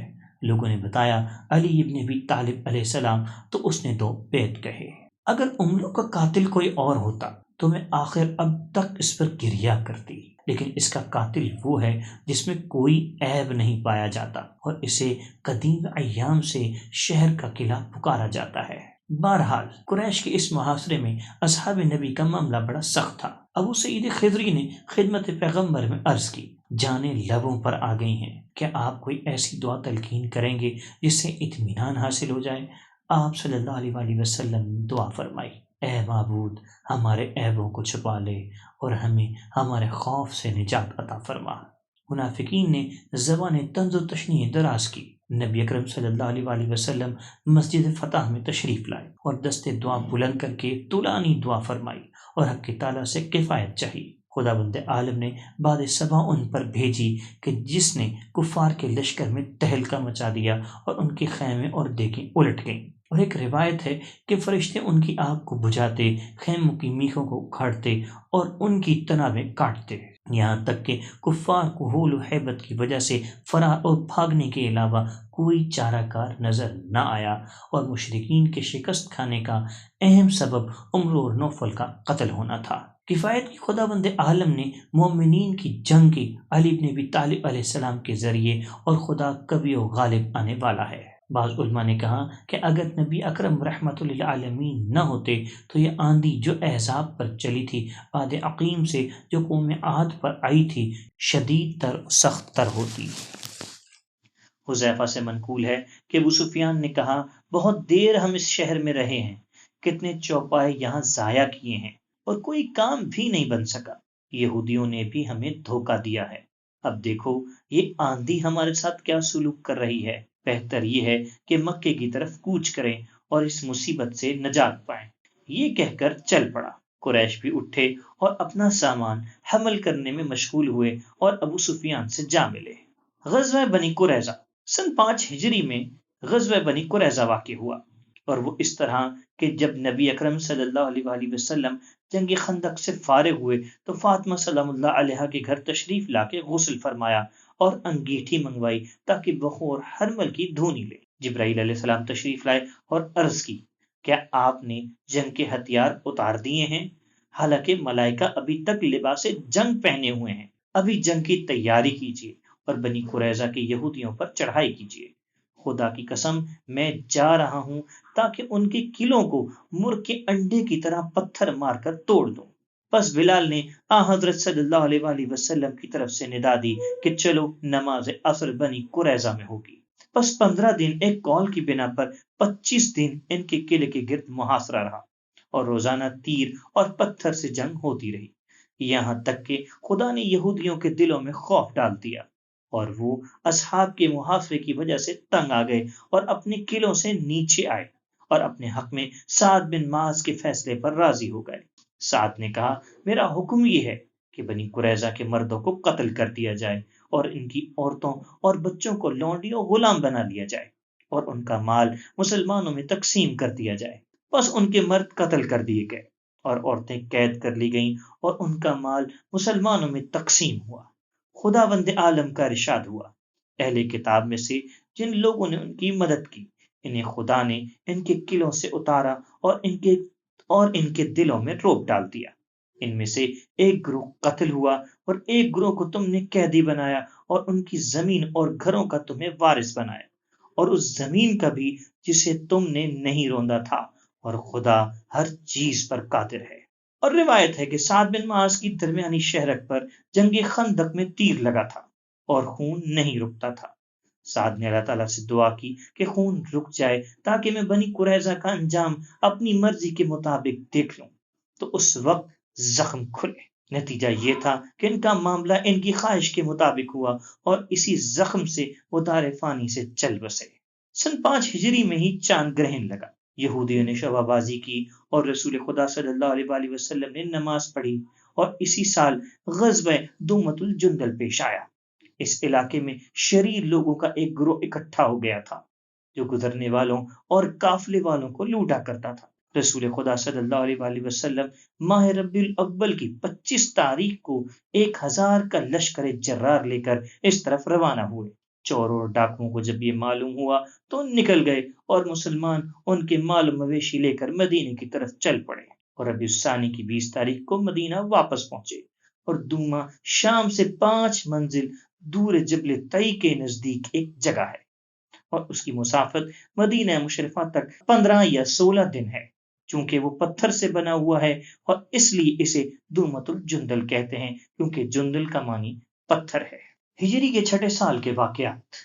ایک قول کی بنا پر اس سال میں خانہ کعبہ کا حج فرض ہوا اور آیت کریمہ وَآتِمُّوا الْحَجَّ وَالْعُمْرَةَ لِلَّهِ نازل ہوئی، اور بعض نے کہا ہے کہ وجوب حج 9ویں سال میں ہوا۔ غزوہ ذات الرقاع، اسی سال میں غزوہ ذات الرقاع پیش آیا، اور یہ اس طرح تھا کہ مدینے میں خبر پہنچی کہ غطفان اور بنی محارب و انمار اور سلبہ کا ایک گروہ مدینے کے ارادے سے لشکر تیار کر رہا ہے۔ نبی اکرم صلی اللہ علیہ وآلہ وسلم نے ابو ذر کو اپنا نائب بنایا اور جمادی الاولیٰ کی 15 تاریخ کو 4 یا 700 افراد کے ساتھ نجد کی طرف چلے۔ جب مقام نخلا پہنچے تو وہاں سے ذات الرقاع میں جا کر پڑاؤ ڈالا۔ جب لوگ آپ صلی اللہ علیہ وآلہ وسلم کے ارادے سے باخبر ہوئے تو ان کے دل میں بہت خوف پیدا ہوا۔ وہ بھاگ کر پہاڑوں کی چوٹیوں میں پناہ گزین ہو گئے اور زیادہ دہشت کی وجہ سے اپنی کچھ عورتیں بھی چھوڑ گئے۔ مسلمان وہاں پہنچے اور انہوں نے ان کی عورتوں کو کنیزی میں لے لیا۔ نماز کا وقت آیا تو مسلمانوں کو خوف ہوا کہ کہیں ہم نماز میں مشغول ہوں تو دشمن ہم پر اچانک حملہ نہ کر دیں، کیونکہ دشمن دور و نزدیک سے نظر آ رہے تھے۔ اس وقت پیغمبر اکرم صلی اللہ علیہ وآلہ وسلم نے نماز خوف پڑھی، اور بعض روایت کے مطابق یہ آیت اس مقام پر نازل ہوئی: جب تو ان میں ہو اور نماز پڑھانے کے لیے کھڑا ہو تو تیرے ساتھ ان میں سے ایک گروہ کھڑا ہو جائے اور اپنے اسلحے کو ساتھ لے کھڑے رہو۔ اس غزوے کے نام ذات الرقاع میں اختلاف ہے۔ بعض کہتے ہیں کہ پیدل چلنے کی وجہ سے پاؤں زخمی ہو گئے تھے تو کپڑوں کے ٹکڑے جسے رقاع کہا جاتا ہے پاؤں سے باندھے تھے، اور ایک قول ہے کہ علم میں ٹکڑے تھے۔ بعض کہتے ہیں جو پہاڑ اس علاقے میں مثل مرفع کپڑے کے اس کے مختلف رنگ تھے۔ بعض نے درخت کا نام یہ بتایا ہے کہ جس کے قریب حضور صلی اللہ علیہ وآلہ وسلم نے نزول فرمایا تھا۔ منقول ہے کہ اس جنگ میں ایسی عورت کو قید کیا گیا جس کا شوہر موجود نہیں تھا۔ جب اس کا شوہر آیا تو آپ کے لشکر کے پیچھے روانہ ہوا۔ جب حضرت صلی اللہ علیہ وآلہ وسلم ایک منزل پر اترے تو آپ صلی اللہ علیہ وآلہ وسلم نے فرمایا کون ہماری نگہبانی کرے گا؟ ایک مہاجر اور ایک انصاری نے کہا ہم پہرا دیں گے، اور وہ درے کے دہانے پر کھڑے ہو گئے، اور مہاجر سو گیا اور انصاری سے کہنے لگا تم رات کے پہلے حصے میں پہرا دو، میں آخری حصے میں پہرا دوں گا۔ بس انصاری نماز میں مشغول ہو گیا۔ اس عورت کا شوہر آیا تو اس نے دیکھا کہ ایک شخص کھڑا ہے۔ اس نے اسے تیر مارا اور وہ تیر اس انصاری کے بدن پر لگا۔ انصاری نے تیر کھینچ لیا اور نماز نہ توڑی۔ اس نے دوسرا تیر مارا، وہ بھی اس نے کھینچ کر پھینک دیا اور نماز نہ توڑی۔ پھر اس نے تیسرا تیر مارا، وہ بھی کھینچ کر رکوع و سجدے ادا کر کے اس نے سلام پھیرا اور اپنے ساتھی کو بیدار کر کے کہا کہ دشمن آیا ہے۔ اس عورت کے شوہر نے دیکھا کہ وہ مطلع ہو گئے ہیں تو وہ بھاگ کھڑا ہوا۔ جب مہاجر نے انصاری کا حال دیکھا تو کہنے لگا سبحان اللہ، پہلے ہی تیر کے وقت تو نے مجھے کیوں نہیں بیدار کیا؟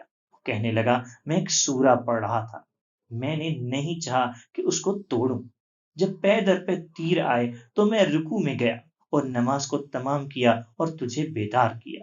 اور خدا کی قسم اگر یہ خوف نہ ہوتا کہ رسول خدا صلی اللہ علیہ وآلہ وسلم کی مخالفت ہو رہی ہے اور نگہبانی میں کوتاہی ہوگی تو میری جان چلی جاتی قبل اس کے کہ میں سورہ کو قطع کرتا۔ مؤلف فرماتے ہیں کہ وہ مہاجر عمار یاسر تھے اور انصاری عباد بن بشر، اور وہ سورہ کہف تھی۔ اور سن 6 ہجری میں غزوہ بنی لحان پیش آیا، اور لحان حزیل بن مدرکہ کا بیٹا تھا، اور بنی لحان 2 گروہ تھے، ازل اور قارہ۔ چونکہ جس دن سے قبیلہ حزیل نے عاصم بن ثابت و خبیب بن عدی اور دوسرے اشخاص کو قتل کیا اور پیغمبر صلی اللہ علیہ وآلہ وسلم سے دھوکہ کیا تھا، حضور صلی اللہ علیہ وسلم کے دل میں یہ بیٹھ گیا کہ انہیں کیفر کردار تک پہنچائیں گے۔ آپ صلی اللہ علیہ وآلہ وسلم 200 افراد کے ساتھ ان کے ارادے سے مدینے سے برآمد ہوئے۔ جب بنی لحان آپ صلی اللہ علیہ وآلہ وسلم کے ارادے سے مطلع ہوئے تو وہ پہاڑوں کی چوٹیوں کی طرف بھاگ کر پناہ گزین ہوئے۔ نبی اکرم صلی اللہ علیہ وآلہ وسلم 1-2 دن ان کے علاقے میں رہے اور اسفان تک جا کر واپس لوٹ آئے، اور سفر کی مدت 14 دن تھی۔ اور سن 6 ہجری میں غزوہ ذی قرد پیش آیا، اور اسے غزوہ غابہ بھی کہتے ہیں۔ یہ مدینے کے قریب پانی کا ایک چشمہ ہے، اور جنگ کی وجہ یہ تھی کہ رسول خدا صلی اللہ علیہ وآلہ وسلم کی 20 دودھ والی اونٹنیاں تھیں جو غابہ میں چرا کرتی تھیں، اور ابو ذر ان کی نگہبانی اور محافظ تھے۔ عینہ بن حسن فزاری نے 40 افراد کی معیت میں انہیں لوٹ لیا، اور ابو ذر کے بیٹے کو بھی شہید کر دیا، اور قبیلہ غفار کے ایک شخص کو بھی قتل کر دیا، اور اس کی بیوی کو قید کر لیا۔ لیکن وہ عورت ان کو غافل پا کر رسول اکرم صلی اللہ علیہ وآلہ وسلم کی ایک اونٹنی پر سوار ہو کر راتوں رات مدینہ آ پہنچی۔ جب حضور کی خدمت میں حاضر ہوئی تو عرض کی کہ میں نے نظر کی تھی جب میں نجات حاصل کر لوں گی تو اس ناکے کو نہر کر دوں گی۔ آپ نے فرمایا، یہ برا بدلہ ہے جو تو اس اونٹنی کو دے رہی ہے، جبکہ تو اس پر سوار ہو کر آئی ہے، اور اس نے تجھے تیرے گھر پہنچا دیا ہے، اب چاہتی ہے کہ اس کو نہر کرے۔ اور فرمایا، گناہ کی مورد میں کوئی نظر نہیں ہوتی، اور نہ اس چیز کے بارے میں جو انسان کی ملکیت نہیں۔ بہرحال جب آپ صلی اللہ علیہ وآلہ وسلم کو اطلاع ملی تو آپ نے آواز دی، اے خدا کی جماعت، سوار ہو جاؤ۔ بس آپ صلی اللہ علیہ وآلہ وسلم نے سوار ہو کر 500 افراد کے ساتھ اور ایک قول کی بنا پر 700 کے ساتھ کوچ کیا، اور علم مقداد کو دیا اور اسے آگے آگے بھیجا۔ مقداد دشمن کے عقب میں گئے اور ان تک پہنچ گئے۔ پس ابو قتادہ نے مسعدہ کو قتل کر دیا، اور سلمہ بن عقوب پیدل پیچھے سے دشمنوں کو مارتا اور کہتا، یہ تیر لیتا جا اور جان لے کہ میں عقوب کا بیٹا ہوں۔ اور یہ نامرد اور کمینوں کی موت و ہلاکت کا دن ہے۔ کفار بھاگ کر اس کھائی میں چلے گئے جس میں چشمہ ذکر تھا۔ انہوں نے چاہا کہ پانی پئیں، لیکن پیغمبر صلی اللہ علیہ وآلہ وسلم کے لشکر کے خوف سے پانی پیے بغیر وہاں سے بھاگ کھڑے ہوئے۔ اور سن 6 ہجری ہی میں رسول خدا صلی اللہ علیہ وآلہ وسلم نے عمرے کے لیے ماہ ذیقعد میں مکہ جانے کا ارادہ کیا، اور 70 اونٹ قربانی کے لیے ساتھ لیے، اور مسجد شجرہ سے احرام باندھا، اور 1520 یا 400 افراد آپ صلی اللہ علیہ وآلہ وسلم کے ہمراہ تھے، اور ازواج نبی میں سے ام سلمہ آپ کے ساتھ تھی۔ جب یہ خبر مشرکین مکہ کو ملی تو انہوں نے آپس میں مشورہ کیا اور طے کیا کہ پیغمبر صلی اللہ علیہ وآلہ وسلم کو خانہ خدا کی زیارت سے دور رکھا جائے، اور رسول خدا مقام حدیبیہ میں جو مکہ سے ایک منزل کے فاصلے پر ہے، ایک کنویں کے پاس لشکر سمیت اترے کہ جس کنویں میں پانی کم تھا، اور تھوڑی ہی دیر میں کنویں کا پانی ختم ہو گیا، اور لوگوں نے حضرت صلی اللہ علیہ وآلہ وسلم سے شکایت کی تو آپ صلی اللہ علیہ وآلہ وسلم نے ایک تیر اپنے ترقش سے نکال کر فرمایا، اس کنویں میں اسے نصب کر دو۔ اتنا پانی اس میں سے ابلا کہ تمام لشکر اس سے سیراب ہوا۔ خلاصہ یہ کہ حدیبیہ میں، جو کہ ایک بستی کا نام ہے اور اصل میں کنویں کا نام تھا جو وہاں ہے، اور وہاں سے مکہ ایک منزل پر ہے، بدیل بن ورقہ خزائی قریش کی طرف سے حضرت کی خدمت میں حاضر ہوا، اور عرض کی، قریش نے اتفاق کیا ہے کہ وہ آپ کو زیارت خانہ کعبہ سے روکیں۔ آپ صلی اللہ علیہ وآلہ وسلم نے فرمایا، ہم جنگ کرنے نہیں آئے بلکہ عمرہ کرنے کا قصد رکھتے ہیں، اور ہم اپنے اونٹ نہر کریں گے اور ان کا گوشت تمہارے لیے چھوڑ جائیں گے، اور قریش جو ہمارے ساتھ جنگ کا ارادہ رکھتے ہیں وہ نقصان میں رہیں گے۔ بدیل کے بعد عروہ بن مسعود ثقفی آیا۔ آپ صلی اللہ علیہ وآلہ وسلم نے اس سے بھی وہی گفتگو کی جو بدیل سے کی تھی۔ عروہ در پردہ اصحاب پیغمبر کو دیکھتا تھا، اور پیغمبر اکرم کی حشمت و دبدبہ جو ان کی نظروں میں تھا اس کا مشاہدہ کرتا رہا۔ جب قریش کے پاس پلٹ گیا تو کہنے لگا، اے لوگو، میں کیسر و نجاشی کے دربار میں گیا ہوں، کوئی بادشاہ، رعیت اور لشکر کی نگاہ میں اس عظمت کا نہیں تھا۔ جب وہ اپنا لعابدن پھینکتے ہیں تو لوگ اپنا چہرہ اور جسم پر مل لیتے ہیں، اور جب وہ وضو کرتے ہیں تو ان کے وضو کا پانی لینے کے لیے جان دے دیتے ہیں، اور اگر ان کی داڑھی کا کوئی بال گرتا ہے تو وہ برکت کے طور پر اٹھا کر اپنے پاس رکھ لیتے ہیں، اور جب وہ کسی کام کا حکم دیتے ہیں تو ہر ایک اس کے کرنے میں سبقت کرتا ہے، اور جب محمد بات کرتے ہیں تو وہ اپنی آواز کو دھیما کر لیتے ہیں، اور کوئی شخص تیز نگاہ سے ان کی طرف نہیں دیکھ سکتا، باوجود اس کے کہ تمہیں وہ ایسی چیز کا حکم دے رہا ہے جس میں تمہاری بھلائی ہے، لہٰذا تم ان کی بات کو قبول کر لو، خدا کی قسم میں ایسا لشکر دیکھ کر آیا ہوں جو اپنی جان فدا کر دیں گے یہاں تک کہ تم پر غالب آ جائیں۔ بہرحال حضور صلی اللہ علیہ وآلہ وسلم نے عثمان کو مکہ بھیجا تاکہ قریش کو آپ کے مقصد سے آگاہ کرے اور مکہ میں جو مسلمان ہیں ان سے کہے کہ سکون اور راحت کا وقت نزدیک آ پہنچا ہے۔ عثمان مکہ میں گیا اور عثمان کے بعد 10 افراد مہاجرین میں سے اور بھی گئے۔ اچانک خبر آئی کہ عثمان ان 10 افراد کے ساتھ قتل ہو گیا ہے اور شیطان نے یہ خبر لشکر اسلام میں پھیلا دی۔ آپ صلی اللہ علیہ وآلہ وسلم نے فرمایا یہاں سے واپس نہیں جاؤں گا جب تک قریش کو اس جرم کی سزا نہ دوں، اور ببول کے درخت کے نیچے جو وہاں تھا آپ نے بیٹھ کر اصحاب سے بیعت لی کہ وہ کہیں نہیں جائیں گے اور جنگ ہو گئی تو جنگ سے دستبردار نہیں ہوں گے۔ اور اس بیعت کو بیعت رضوان کہتے ہیں کہ خدا بند عالم سورہ فتح میں فرماتا ہے بے شک خدا مومنین سے راضی ہوا جبکہ وہ درخت کے نیچے تیری بیعت کر رہے تھے اور اس نے جان لیا جو ان کے دلوں میں تھا، تو اس نے سکون ان کے دلوں پر نازل کیا اور انہیں نزدیکی فتح سے نوازا۔ اس بیعت سے قریش کے دلوں میں عظیم ہولناکی پیدا ہو گئی۔ سہیل بن عمرو اور حفص بن احنف کو انہوں نے بھیجا تاکہ قریش اور آن حضرت کے درمیان مصالحت ہو جائے۔ بس آن حضرت صلی اللہ علیہ وآلہ وسلم اور سہیل کے درمیان مصالحت ہو گئی اور صلح نامہ لکھا گیا جس کا خلاصہ یہ تھا کہ 10 سال تک مسلمانوں اور قریش کے درمیان جنگ نہیں ہوگی اور طرفین ایک دوسرے کے مال و جان کو نقصان نہیں پہنچائیں گے اور ایک دوسرے کو شہروں کی طرف بغیر کسی قسم کے تزاحم اور دہشت کے سفر کریں گے، اور کفار میں سے جو مسلمان ہو جائے اس سے قریش مزاحم نہیں ہوں گے، اور جو شخص قریش کے ساتھ معاہدہ کر لے مسلمان اس سے بغض و کینہ نہیں رکھیں گے، اور آئندہ سال رسول خدا صلی اللہ علیہ وآلہ وسلم حج و عمرہ ادا کریں گے، لیکن مسلمان 3 دن سے زیادہ مکہ میں قیام نہیں کریں گے اور اپنے ہتھیار نیام میں رکھیں گے، اور جو شخص اپنے ولی کی اجازت کے بغیر حضرت صلی اللہ علیہ وآلہ وسلم سے جا ملے چاہے مسلمان ہی کیوں نہ ہو جائے آپ اسے قبول نہ کریں اور اسے واپس نہیں کریں گے اور وہ اسے اپنی پناہ میں رکھیں گے۔ صحابہ کے ایک گروہ کا اس صلح سے دل تنگ ہوا اور کچھ لوگوں کے دلوں میں یہ تشویش پیدا ہوئی کہ رسول صلی اللہ علیہ وآلہ وسلم کا یہ خواب کیوں درست نہیں ہوا کہ آپ خانہ کعبہ کی زیارت کے لیے گئے ہیں، عمرہ کیا ہے اور خانہ کعبہ کی چابی اپنے ہاتھ میں لی ہے، اور مکہ فتح کیوں نہیں ہوا۔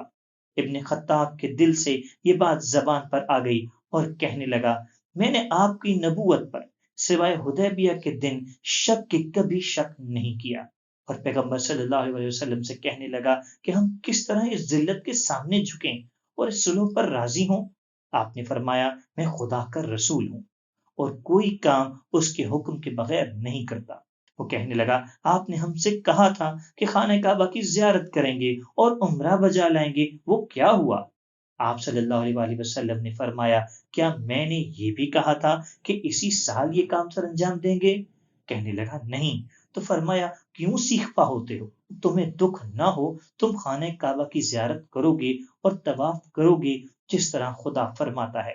بے شک خدا نے اپنے رسول کو بالکل سچا خواب دکھایا تھا کہ خدا نے چاہا تو تم لوگ مسجد حرام میں امن و سکون کے ساتھ سر کے بال منڈوا کر اور تھوڑے سے بال کاٹ کر داخل ہوگے اور تمہیں کسی طرح کا خوف نہ ہوگا۔ تو اسے وہ بھی معلوم تھا جو تمہیں نہیں معلوم تھا، تو اس نے فتح مکہ سے پہلے ایک قریبی فتح قرار دے دی۔